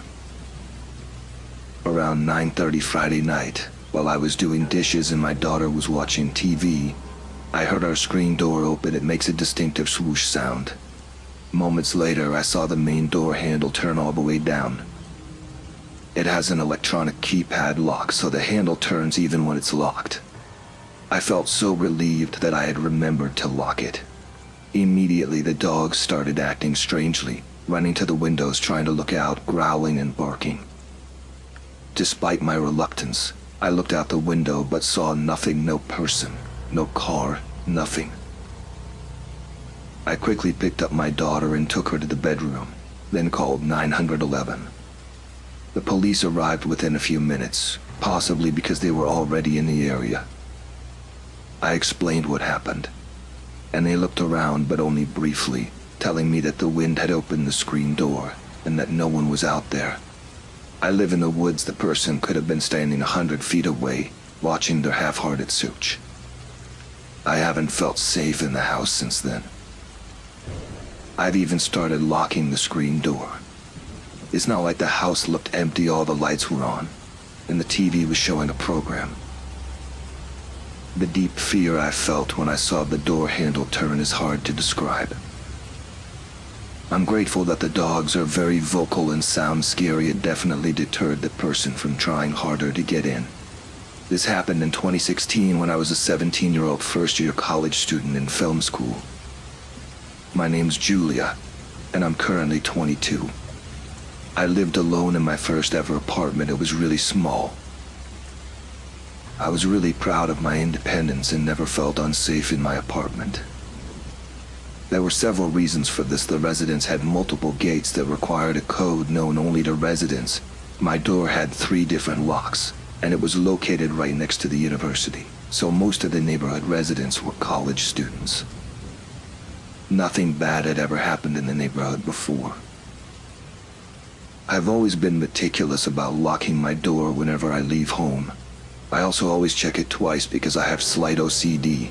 One time when I was about to leave for class, I locked my door but couldn't get the key out of the lock. It was completely stuck. I went to find the building's caretaker for help, but he wasn't there, and I was going to be late for class, so I left for class with the key still in the lock. I removed it from the keychain first, so it wasn't too noticeable. When I got home, the caretaker was back, and he came to help me. It took us 15 minutes to get the key out, and he told me the lock was damaged. However, he said that I didn't necessarily need to change it if I only locked it once from the inside, instead of twice. I agreed, and that was the end of it. I wasn't worried, because I felt safe in the building. Fast forward 2 months later, I was taking out the trash at 11 p.m. while on the phone with my sister. I told her that I was taking out the trash, and then I planned to take a shower before heading to a party. As I've mentioned, I always locked the door, even just to take out the trash, especially since the lock was damaged and I could only lock it once. When I got back to my apartment, I found the door unlocked. When I walked into my 215 square foot apartment, the layout was straightforward: the main room in front of me and the bathroom door immediately to my left. I had left the bathroom door slightly open. To my horror, I saw a man in the shower, his back turned to me. Naturally, I tried to flee as fast as possible, but the main lock, which had been damaged 2 months earlier, jammed and wouldn't open no matter how hard I tried. In that moment, all I could think about was needing to escape. Desperate, I jumped out of the window, not fully processing the consequences given I lived on the second floor. The impact was severe. I completely smashed my ankles upon landing. I started running as best I could away from the building. When I glanced back, I saw the man in my window, watching me run. I thought of 2 possibilities. Either he would jump and chase me, which I wouldn't get far with my injured ankles, or he would be scared of heights and remain locked in my apartment. Fortunately, he chose the latter. I hid in a nearby bush and called the police, who arrived within 10 minutes since I lived close to the station. The police forced my door open and found the man sitting on my couch, holding a kitchen knife, seemingly waiting for my return. They arrested him and later informed me that he had a history of criminal behavior, including sexual assault, rape, attempted kidnapping, and attempted murder. The police explained that he had managed to enter the building when other residents, assuming he was just another student, held the door open for him. He had overheard me telling my sister about my plans to take a shower, which is why he was waiting for me in the bathroom. He picked my lock while I was taking out the trash. It turned out he had noticed me on the school campus and followed me home several times before finally succeeding in entering my apartment. He stayed inside, waiting for me, because my old phone was still visible on a table, leading him to believe I didn't have a phone with me to call for help. I don't live there anymore. After the incident in my building, security measures were significantly tightened. We now need identification proving residency to enter the building. Building IDs were created, and we must scan them every time to gain access. Since these changes were implemented, nothing bad has happened in the building again. My name is Thomas, and I'm a 33-year-old man living in Baltimore City, often referred to as B-More or Baltimore. Despite the urban area's dangers, when you've lived somewhere your whole life, you adapt to your surroundings. The following story happened 5 years ago when I was 28. I was walking to my buddy's place around 10 p.m. to buy some marijuana. His house was about a 15-minute walk from mine. On the way back, I stopped at the store because I had my cousin's Independence card, and I was planning to buy some munchies for a post-smoke snack. While walking back, I noticed a white car drive past me and pull up on a side street a block away. I had my earphones in, but wasn't playing anything, just in case I needed to be aware of my surroundings.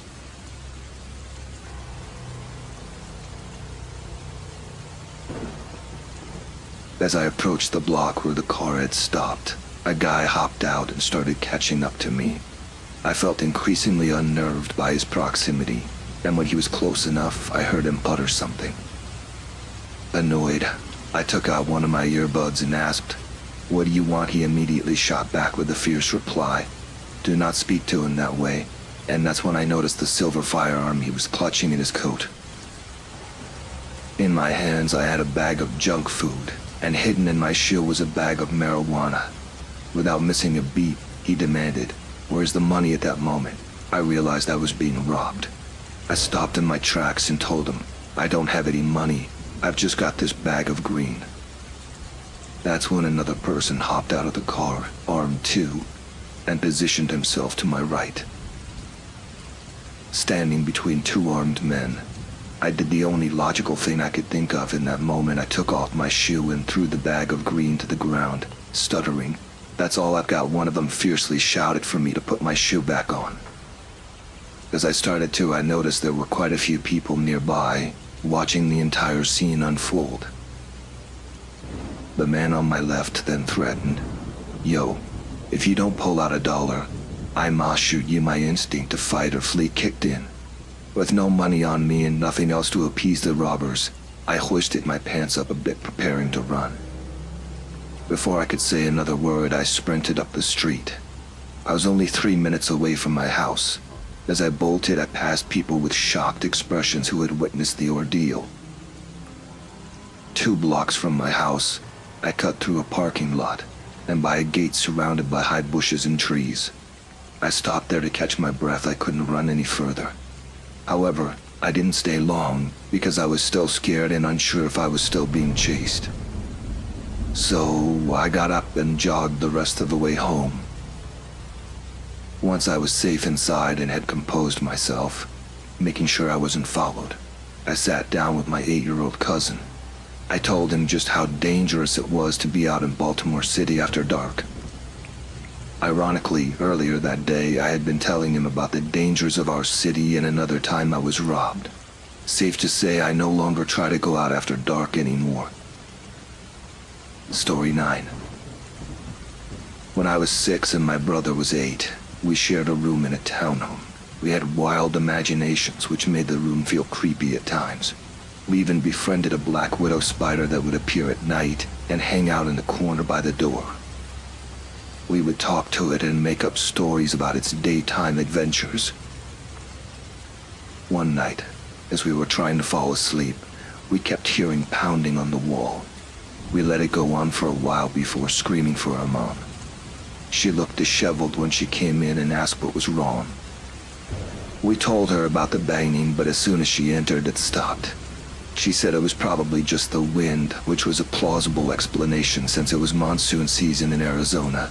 She promised to check on us again soon. That evening was tough for her. She was dealing with a breakup with her boyfriend because of his drug abuse issues, so the mysterious noises weren't her main concern. However, about 5 minutes after she left our room, the banging started again, this time louder and seemingly closer. I screamed again and ran into the living room. My mom was standing there in a defensive posture, crying, while her boyfriend looked very angry. He grunted, stormed out, and got into his car. He then blasted the horn for a good minute before driving away furiously. It seemed like his way of expressing his frustration. My mom was relieved when he left. She made sure to lock the door with the bolt and the chain. She brought me back to our room, where my brother said the sound had stopped once I screamed and left the room. Mom stayed with us, talking until we fell asleep. There was no more banging that night. The next morning was unusual. Mom woke up early and gathered us in the living room, something she had never done before. She didn't bring up the breakup instead. There was a more pressing issue. Our doorknob was busted and unlocked, and someone had scraped at our bolt lock. Outside there were half a dozen police officers. She explained to us that the neighbors had been broken into, and that they had tried to get into our house as well. Luckily, our additional security measures, like the bolt lock and chain, meant they couldn't get in. She then took us over to talk with the neighbors. We played with their kids a lot, who happened to be staying at their grandma's for a sleepover that night. As we walked around their house, we saw that everything was gone. Everything, even their food, had been stripped from the cabinets. One thing became very apparent during the tour of their house. They were avoiding their living room. There were many police officers there, interviewing the mom. When we finally got to the living room, we found out why. The wall of their living room, which was connected to our bedroom, had an indentation in it, about 6 feet in diameter and about a foot deep. It turned out the robbers were trying to break into our house through our shared wall. They broke into 3 other houses that night via the front door, but none of the others had bolt locks. Somehow the robbers thought it would be easier to chisel through the wall than to go through the bolt lock. What they weren't prepared for was the fact that our particular unit was added after the others. The shared wall was actually a solid brick exterior wall, unlike the others in the complex. They had spent hours trying to get through when they could have just as easily busted down the door. After that day, my mom never told us again that the noise was just the wind. Story 10. I used to work the night shift at a homeless shelter, and over the years I saw plenty of odd things, but the strangest by far happened one night when I thought I was witnessing the start of a zombie apocalypse. Ned, a 35-year-old alcoholic staying at the shelter, got up around midnight to have a smoke. I let him out into the courtyard and then went back inside to do some chores. About 10 minutes later, I checked outside and noticed Ned was gone. This wasn't particularly unusual, given the time and Ned's habits. I went back to my desk to start on some paperwork, but soon I heard rustling outside. Looking up, I saw Ned at the window, his face covered in blood. I opened the door to ask him what had happened, and that's when he growled at me and lunged forward with his arms outstretched. In a panic, I slammed the door shut and backed away. Ned fumbled with the doorknob, growling some more. Another shelter resident came by the office, saw this, and quickly backed away. Ned then stopped trying to get in and started running around the yard, still growling, and even began climbing the fence. I had no idea what was happening, so I called 911. The dispatcher was so confused by my description that she decided to send the police to talk to me. When the cops arrived, Ned ran at them, growling and snarling, and hurled himself over the fence. One officer pulled out his gun while the other prepared a taser. From my position watching at the window, where Ned's blood, spit, and mucus smeared the glass, I saw the officers shouting at him. Suddenly, Ned stopped, walked over to my door, picked up a cigarette butt, lit it up, and took a puff. The cops approached him cautiously with their weapons still drawn. Ned looked at them, smiled, and said, "Didn't do it, man." It turned out that Ned had a seizure disorder that caused him to run around aggressively instead of falling over and shaking, as is more typical. But to me, in those moments, it seemed like he had gone full-on zombie. Story 11. When I returned to my apartment with Charles and Wigwam, things immediately felt off. As I approached, I realized I hadn't locked the patio door since I reasoned it was safe enough being on the 5th floor. The moment I stepped inside, though, something didn't seem right. I can't explain it exactly, but you know when you can just feel that something is out of place. That feeling washed over me. Nervously, I looked around the main room, trying to spot any changes or signs of disturbance. Nothing seemed moved, and initially, everything appeared normal. However, my heart sank when I noticed small wet footprints on the floor leading from the patio door towards the hallway. I froze. Remembering I had cracked the patio door open to watch the snow fall, a wave of regret hit me. It dawned on me that someone could have easily accessed my apartment via the fire escape stairs, despite being several stories up. My mind raced as I followed the footprints, which thankfully seemed to stop at my bathroom. I cautiously approached, trying to muster the courage to look inside. With every ounce of bravery I could gather, I pushed the bathroom door fully open. To my immense relief, it was empty.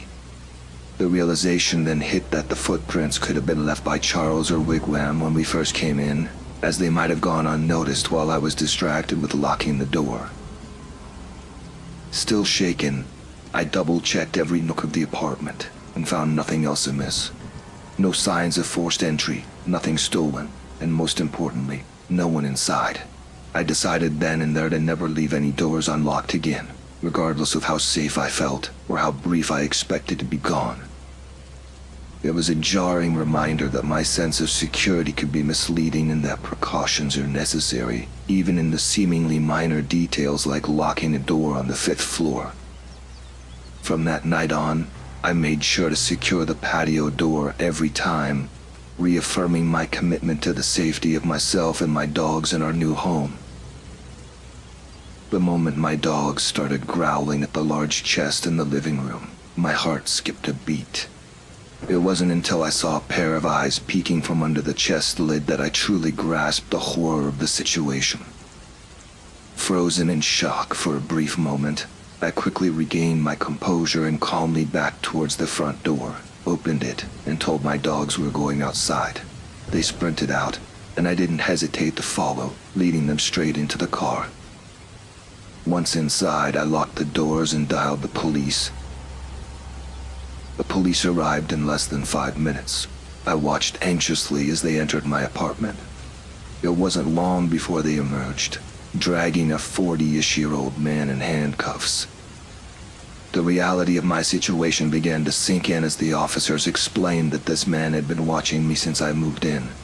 He had been biding his time, waiting for an opportunity to sneak into my apartment, knowing I lived alone.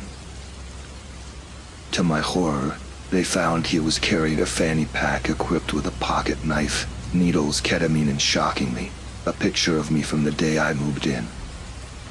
His plan had been to enter through the unlocked patio door, wait for me to fall asleep, and then enact whatever terrifying intentions he had.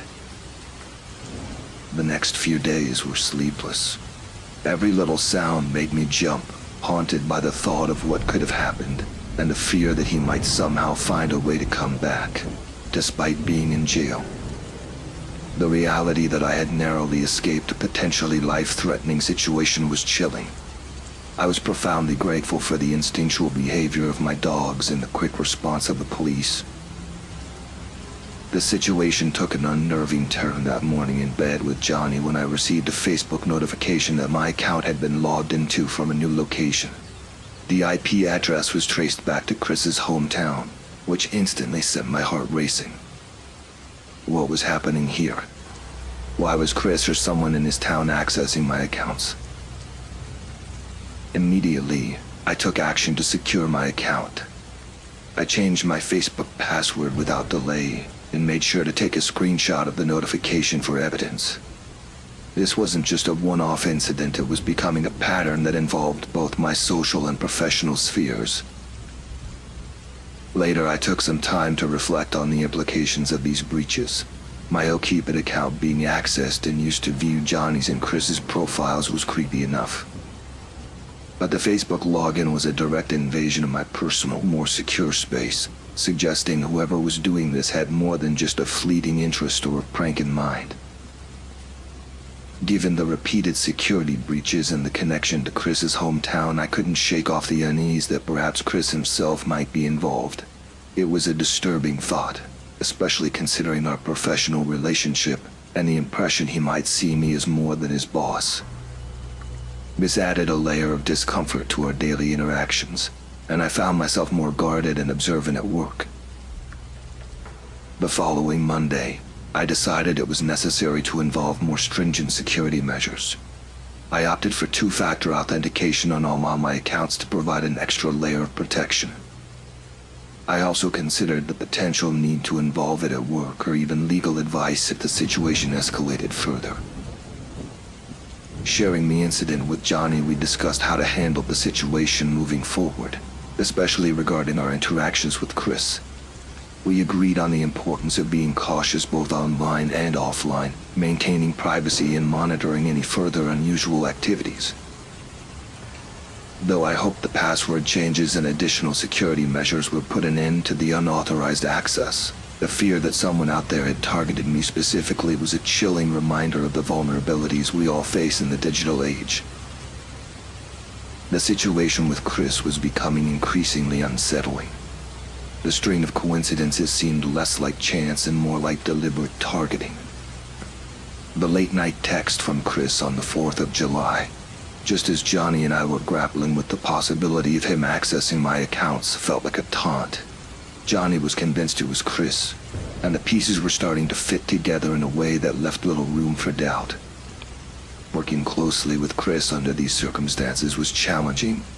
The dynamics of our small team meant that avoiding him was nearly impossible without compromising my ability to lead effectively.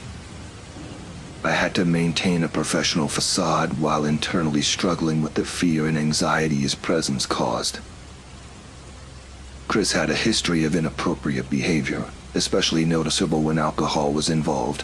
He often became overly familiar, disregarding personal boundaries. One particular incident during a business trip, when I was ill, highlighted his disregard for my comfort and personal space. His attempt to linger in my hotel room doorway, inching closer, even as I made it clear I was going to lie down, was particularly disconcerting. The ongoing privacy violations took a toll on me. Although there had been no further signs of hacked accounts for a while, the fear lingered, affecting how I interacted with Chris. I became more guarded and cautious, pulling back from any non-essential interactions and opting out of social outings he attended. In November, another breach occurred. Johnny noticed my account was active on FetLife, a platform I wasn't using at that moment. He immediately questioned me about it, but I wasn't logged in.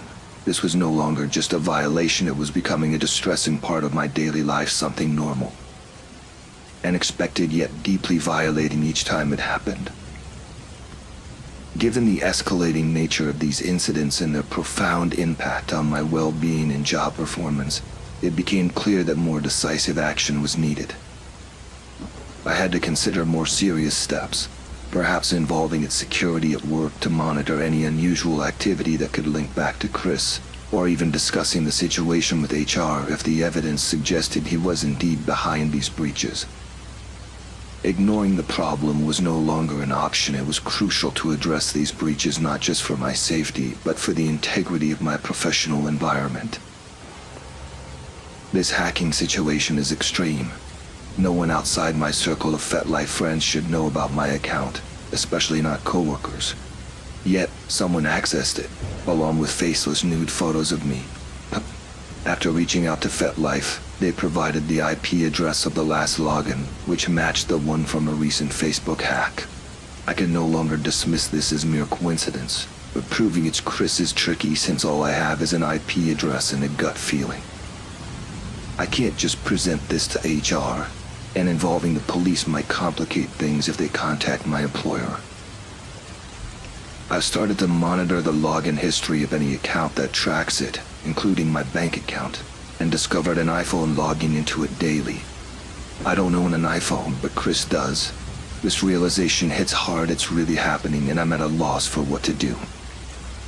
I even called the bank from work about the unknown login, and Chris, sitting right next to me, overhears everything but says nothing. Normally, a coworker might ask if everything was okay or if I changed my password, but Chris stays silent, which is out of character for him since he's usually interested in my personal life. The following weekend, I receive a phone call from my own phone number. My heart races as I answer, only to hear someone breathing on the other end. That's it. I've reached my breaking point. I'm losing my sanity after weeks, even months, of researching IP addresses, trying to figure out how to use this information. I've lost sleep, can't focus at work, and Johnny is worried about both my mental and physical safety. He suggests we call the police, but I'm hesitant.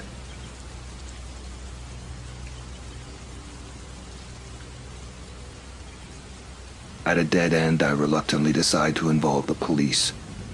To my relief, the officer handling my case is understanding and takes my concerns seriously. This reassures me that I'm not overreacting. It is indeed a serious matter. She diligently takes down every detail and informs me that they will use the IP address to subpoena the ISP. However, weeks pass, and frustratingly, there's no progress. The ISP records were never obtained. The officer eventually reports that there's no crime detected, which leaves me feeling helpless. As December approaches, another peculiar issue arises. Emails in my work account that I've already read keep getting marked as unread. Is it Chris meddling, or could it be just glitches from using multiple devices? I'm unsure, and the server doesn't keep a login history visible to me. I contemplate reaching out to it, but hesitate as I'm not familiar with them, and fear making the situation widely known at work before I'm ready. The anxiety becomes overwhelming. The slightest noise sends me into panic. To ease my fear somewhat, I install a security camera at my front door and start carrying the pepper spray John got me whenever I go outside. Despite these measures, I find myself getting accustomed to living in constant fear, and it's taking a toll on my health. In a desperate attempt for evidence, I consider using our shared work account with Chris to possibly obtain an IP address. If it matches, that could be the proof I need. I also explore the idea of sending him an IP tracker through an email. After some research, I learn about placing an invisible pixel in an email that reports back the IP address of where it was opened. I test this method on myself using both our work email and his personal Gmail. Unfortunately, our work email blocks it, and Gmail reroutes it through their headquarters, foiling another plan. As more time passes, I even consult private investigators, but they tell me I've already tried all the tactics within their usual repertoire. Despite my efforts and their advice, I feel increasingly lost, even though I'm confident I've done all I can. As February arrives, there's one last resort left before a week-long work trip out of the country with Chris and a larger group. This trip could be a turning point, either providing new opportunities to gather evidence or exacerbating my anxieties about being in close proximity to him for an extended period. I resolve to keep vigilant and prepare for whatever may come, all while clinging to the hope that a resolution might still be possible. I took a calculated risk and sent Chris an email containing a shortened link designed to track the IP address from which it was accessed. I chose a local event that I thought would pique his interest to make the email seem innocuous. To my immense relief and simultaneous dread, it worked. Chris clicked the link, and the tracker registered a hit. My heart raced as I checked the results. It was the same IP address associated with the previous hacks into my Facebook and FetLife accounts. I finally had the proof I needed. Chris had been the one stalking me through my online accounts. Despite feeling vindicated that my intuition was correct, a new wave of anxiety washed over me. What should I do next? With an upcoming work trip involving close collaboration with Chris, I was torn about whether to address the issue before or after returning. Johnny argued against waiting, fearing for my safety. He was right. The situation had skewed my perception of what was acceptable or safe. After a night of intense deliberation, I decided I couldn't wait any longer.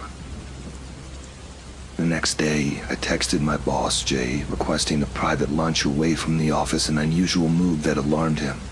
At lunch, my nerves were shot, but I spilled everything to him, explaining the hacking, the evidence I had gathered, and my fears about Chris. I worried Jay might downplay the seriousness of the situation, but after hearing me out, he was genuinely concerned and supportive. Together, we crafted a plan. We would take the issue to HR the following day, and Jay immediately began arranging for someone to replace Chris on our work trip. I felt a mix of relief and apprehension about the impending confrontation, but was reassured by Jay's proactive stance. One day arrived, and I felt a semblance of control for the first time in months. Armed with pepper spray discreetly concealed by my clothing, I was ready to face the day. Jay called me later with a question. I was so caught up in the moment that I couldn't recall what he asked. But what mattered was that we were moving forward, and after 7 months of living in fear, I could finally see an end in sight. Under the heavy cloud of knowing who has been hacking and stalking me, I received Jay's unexpected call as a chance to escape my desk in the oppressive proximity of Chris. Jay wasn't expecting me, but he understood the urgency when he saw me. The department head was also there, and Jay was just about to explain my situation. Hearing Jay relay my ordeal to another person felt almost surreal, like I was detached from the very reality I was living. I intervened occasionally to add details and handed over a folder containing all the evidence I had collected: screenshots, IP addresses, a detailed timeline, emails from Chris that confirmed his involvement, and information from the IP tracker. The day passed in a haze. I found myself in and out of HR's office, noticed police cars driving through our campus, and had a contentious discussion with the HR director.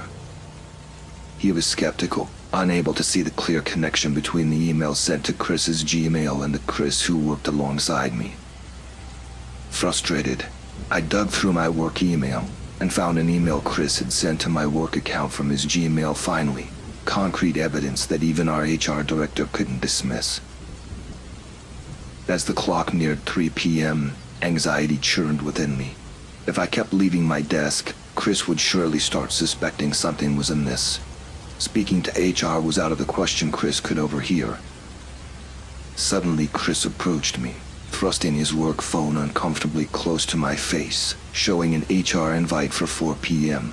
Inside, I was panicking. This was typically how notifications about being fired were handled at our company. I masked my panic with concern and mentioned that I hadn't received such a notice yet, subtly implying that perhaps our whole team was in jeopardy, not just him. He seemed to buy it and walked away, leaving me trembling at my desk, unsure of when he might return. I felt betrayed by HR's handling of the situation. They should have coordinated better, given the sensitivity of the circumstances. They should have warned me before sending such a notification to Chris, allowing me to prepare or find a safe space. In the midst of my fear, Mike, unaware of the storm brewing around me, stopped by with an offer of leftover catering. His casual friendliness and the normalcy of his gesture contrasted starkly with the turmoil I was experiencing. In that moment, his simple act of kindness meant the world to me, a brief respite from the chaos. Yet he had no idea of the depth of the crisis unfolding around me.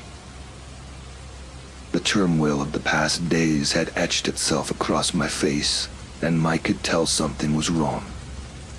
Grasping at the opportunity to escape Chris's potential return, I asked Mike if I could walk back to his office with him. It felt safer there, and I desperately needed a sanctuary. Once in Jay's office, he checked to make sure the coast was clear. Chris was gone, escorted out by HR to gather his things, a scene one was relieved to have missed. However, HR's directive that I couldn't disclose the reasons for Chris's dismissal left me feeling exposed and vulnerable. If Chris tried to return, my colleagues might unknowingly allow him back, viewing me as the antagonist who got the nice, quiet kid fired. The days leading up to our business trip were fraught with tension and revelation. It took a few extra days to gather all of Chris's devices, and during that period, I had access to them. What I found was disturbing. I needed to review his work-related files as his boss, but I stumbled upon his personal photos instead. There were the usual things like memes and vacation pictures, but then I found screenshots of conversations with cam girls and photos of me some I recognized and had deleted, others I had never seen. The pictures I recognized were from a cruise with Johnny. I had taken them with a GoPro set to capture images every 10 seconds. Among these were inadvertent close-ups from my swimsuit that I had deleted after importing them to my computer. Yet here they were, still on the card. More alarmingly, there were pictures taken from my Google account and others snapped secretly around the office and on work trips me at my desk, bending over equipment, and unsettlingly intimate shots taken from above. His phone revealed more of the same. It was clear Chris had been obsessively cataloging my every move, both through direct interactions and by hacking into my personal accounts. This discovery was a stark violation of my privacy and confirmed the depth of his obsession and stalking behaviors. Faced with this overwhelming evidence, I knew that addressing this situation head-on with HR and ensuring robust measures were in place to protect my privacy and safety was imperative. Chris's actions were not only a severe breach of company policy, but also of my personal boundaries and trust. The upcoming trip loomed over me as a reminder of the urgency with which I needed to secure not just my digital life, but my physical safety as well. The revelations about Chris's behavior were deeply disturbing. As I sifted through the data from his devices, I found undeniable evidence of his invasive and obsessive actions. He had secretly taken inappropriate photos and videos of me at work, capturing private and intimate moments without my knowledge or consent. This included photos taken under a table and zoomed-in upskirt images, clear violations of my privacy and personal space. His browser history was equally alarming. He had searched for ways to hack into someone's text messages and had stalked not only me but also my friends and partner across various platforms, including Facebook, Amazon, Gmail, FetLife, work email, OkCupid, and my bank account. He meticulously tracked my whereabouts, my personal life, and even my past relationships. This wasn't just a breach of professional boundaries, it was a severe and targeted invasion of my personal life. But realizing the gravity and potential danger of the situation, I took the extensive evidence to the local police near my work. However, they were unequipped to handle such a sophisticated case, so I followed the advice of a friend of Johnny's and approached the county prosecutor's office. They had a computer forensics department that was better suited to address the complexities of digital stalking and harassment. Meeting with a detective from the forensics department, I presented my packet of evidence and recounted the entire ordeal. It had become somewhat easier to discuss, especially as I focused strictly on the facts. The detective was incredibly supportive and took the matter seriously, initiating an investigation into Chris's actions. Despite HR's instructions not to disclose why Chris was fired, for my safety, I felt compelled to confide in a select few trusted colleagues. Their reactions were enlightening. They shared that Chris had often complained about his compensation, falsely claiming he earned less than he did, and even tried to manipulate them against me by spreading lies and portraying himself as the victim. This manipulation extended to him, showing colleagues my private FetLife profile and bragging about our supposed compatibility on OkCupid, further demonstrating his obsession and desire to exert control over my life.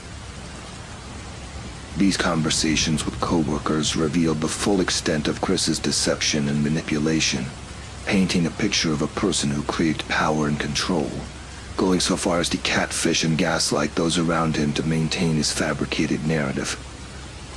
This understanding helped me realize the importance of setting the record straight, not just for my own reputation but for my safety and well-being. The support from the detective and my colleagues was crucial as I navigated this challenging and unsettling chapter. During the 9 months following the submission of the evidence, I stayed in regular contact with the detective overseeing the case. It took some time for the subpoena to go through, allowing for the seizure of Chris's devices from the company, and even longer for the forensic analysis to be completed. Finally, in early September, I received the call I had been waiting for. Chris was arrested. They had taken him early in the morning at his parents' home, where he still lived. He confessed to everything, including stealing the GoPro card to recover images I had deleted, obtaining my passwords when I stepped away from my desk, and going through my phone when I left it unattended.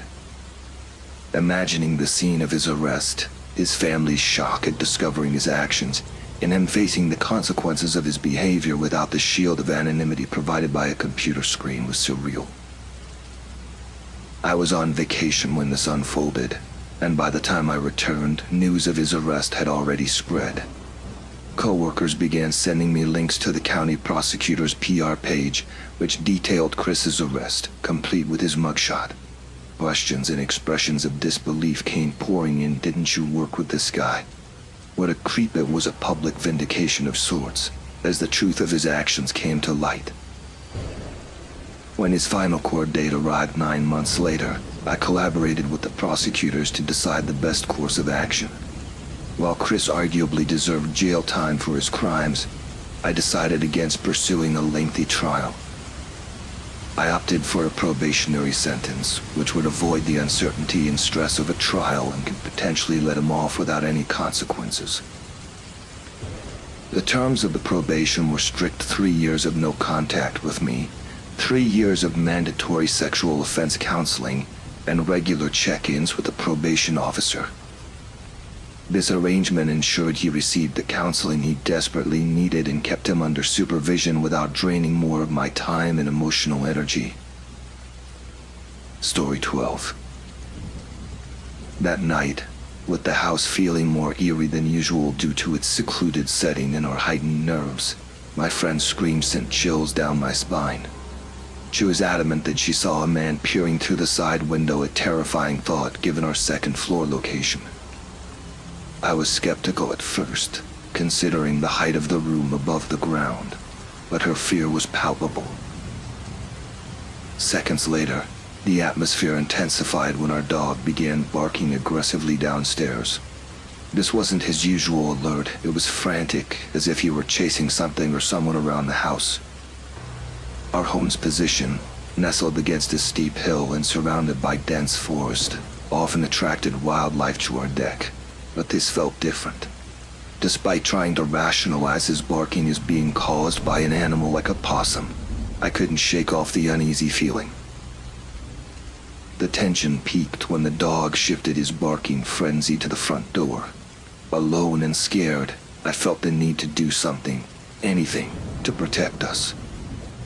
Ignoring every horror movie's warning about what not to do in such situations, I made a decision that could have had serious consequences. I headed for my dad's gun. As a kid, I knew where my dad kept his gun tucked away in his sock drawer. Under the stress of the moment and driven by the instinct to defend my home, I went for it. My hands were trembling, my heart racing. I grabbed the gun, unsure if I would even know how to use it properly, but feeling a slight sense of security just holding it. The noises outside continued, and now armed, I felt both empowered and terrified. I had no intention of actually using the gun. I just wanted whatever was out there to know that we were defenseless. I remember standing there, frozen, trying to listen over the pounding of my heart and the dog's relentless barking, praying for my parents' car to appear in the driveway. The situation escalated quickly after I grabbed the gun from my dad's sock drawer. Fearful of calling the police because of my dad's strictness and potential anger, I opted for what seemed like the next best thing, calling my neighbor, who happened to be an FBI agent. I figured his training would make him a reliable source of help in this scenario. I explained the situation briefly over the phone and told him we were alone and scared. Meanwhile, I attempted to reach my parents but got no answer. As an alternative, my friend's mom agreed to pick us up so we could spend the night at their place. I was not about to stay in the house alone, especially not after everything that had happened. Shortly after making these arrangements, my neighbor arrived at our doorstep. He mentioned that as he approached our house, he saw a car speeding away from the bend near our house. This detail was crucial because there was no street parking allowed in that area, indicating that whoever was in the car likely didn't live nearby.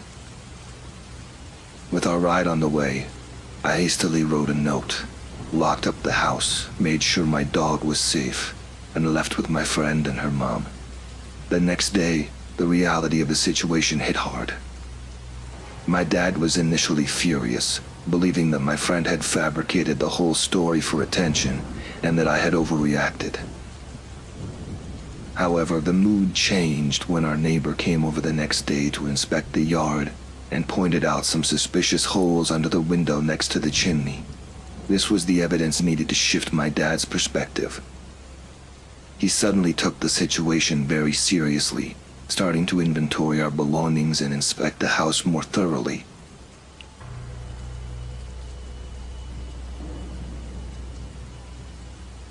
We discovered pry marks on a front door we rarely used. Had we not checked, these might have gone unnoticed. Now alarmed, my dad checked his important papers and found that several credit cards and some valuable collectibles stashed in his closet were missing. My mom reported missing jewelry, and I found that my Kavurichi clothes and some knickknacks were also gone. Finally realizing the severity of the situation, my dad called the police, and a report was filed. It was a stressful and eye-opening experience, highlighting the vulnerability even in what we consider our safe spaces and the importance of being prepared and responsive in emergencies. The aftermath of the burglary revealed a tangled web of personal connections and betrayals that left my family reeling. The discovery of charges for various items, including baby supplies on one of the stolen credit cards, led to an unexpected suspect, an old friend of my sister who had recently reconnected with her. The fact that this friend was pregnant added another layer of complexity to the situation. At a family meeting, my sister disclosed that she had lent her car to this friend on multiple occasions while she was at work.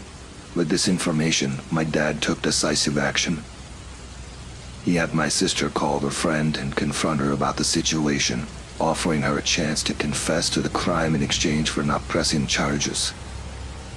Remarkably, the friend admitted to copying the house and car keys and using the borrowed car to facilitate the theft with the help of some accomplices. She claimed to be unaware of the gun and the incident involving my friend and me seeing someone at the window that night, suggesting her friends might have returned to her house without her knowledge.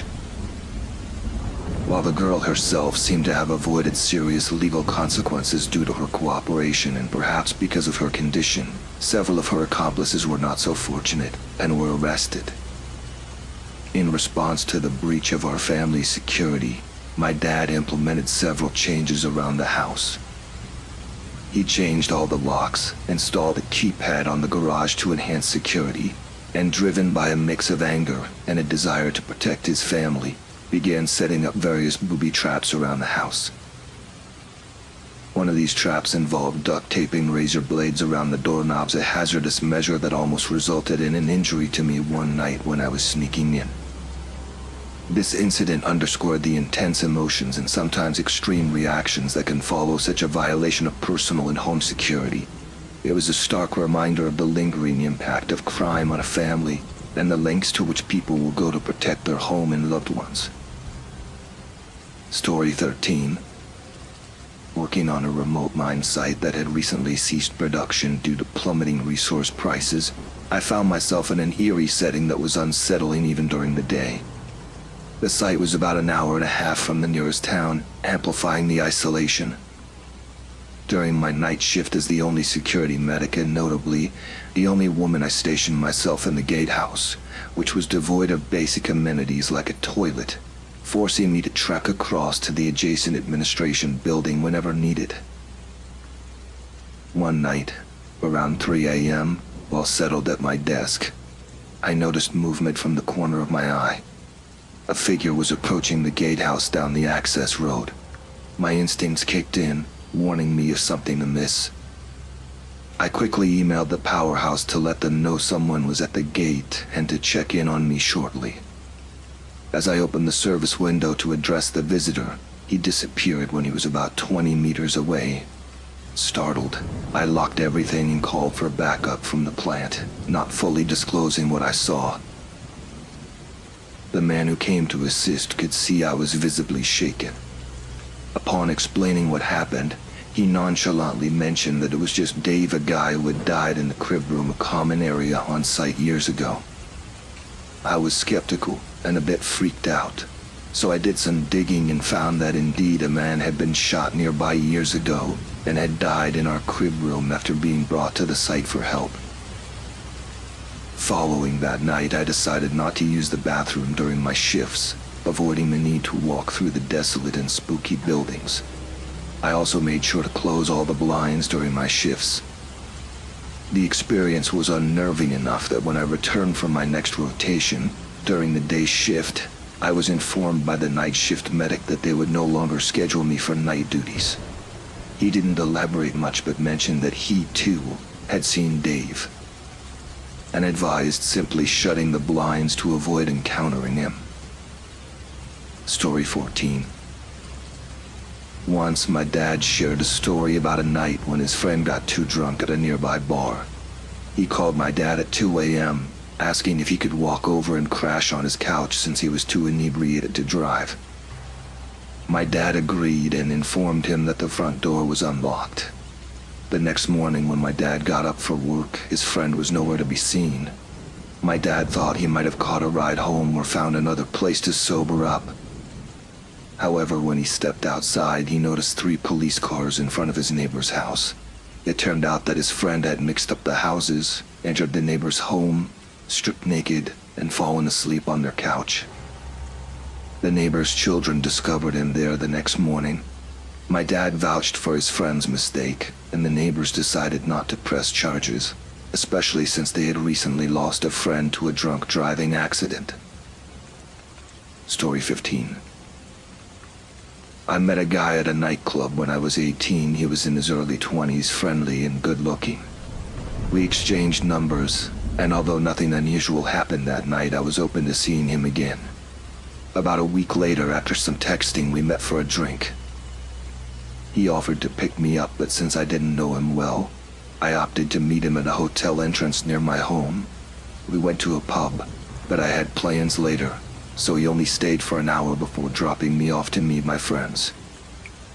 We shared a quick kiss goodbye, but honestly I was relieved when he left because I found him rather dull. I accepted his friend request on Facebook but didn't expect much to come of it. A month passed without contact until we bumped into each other one night out. He confessed he couldn't stop thinking about me. I was drunk and ended up kissing him again, but we parted ways soon after. Later I saw on Facebook that he was in a relationship, which I hoped meant he would lose interest in me. However, I was wrong. He soon texted me, saying he was obsessed with me. I told him to stop since he had a girlfriend, but he dismissed it as flirty and told me to get over it.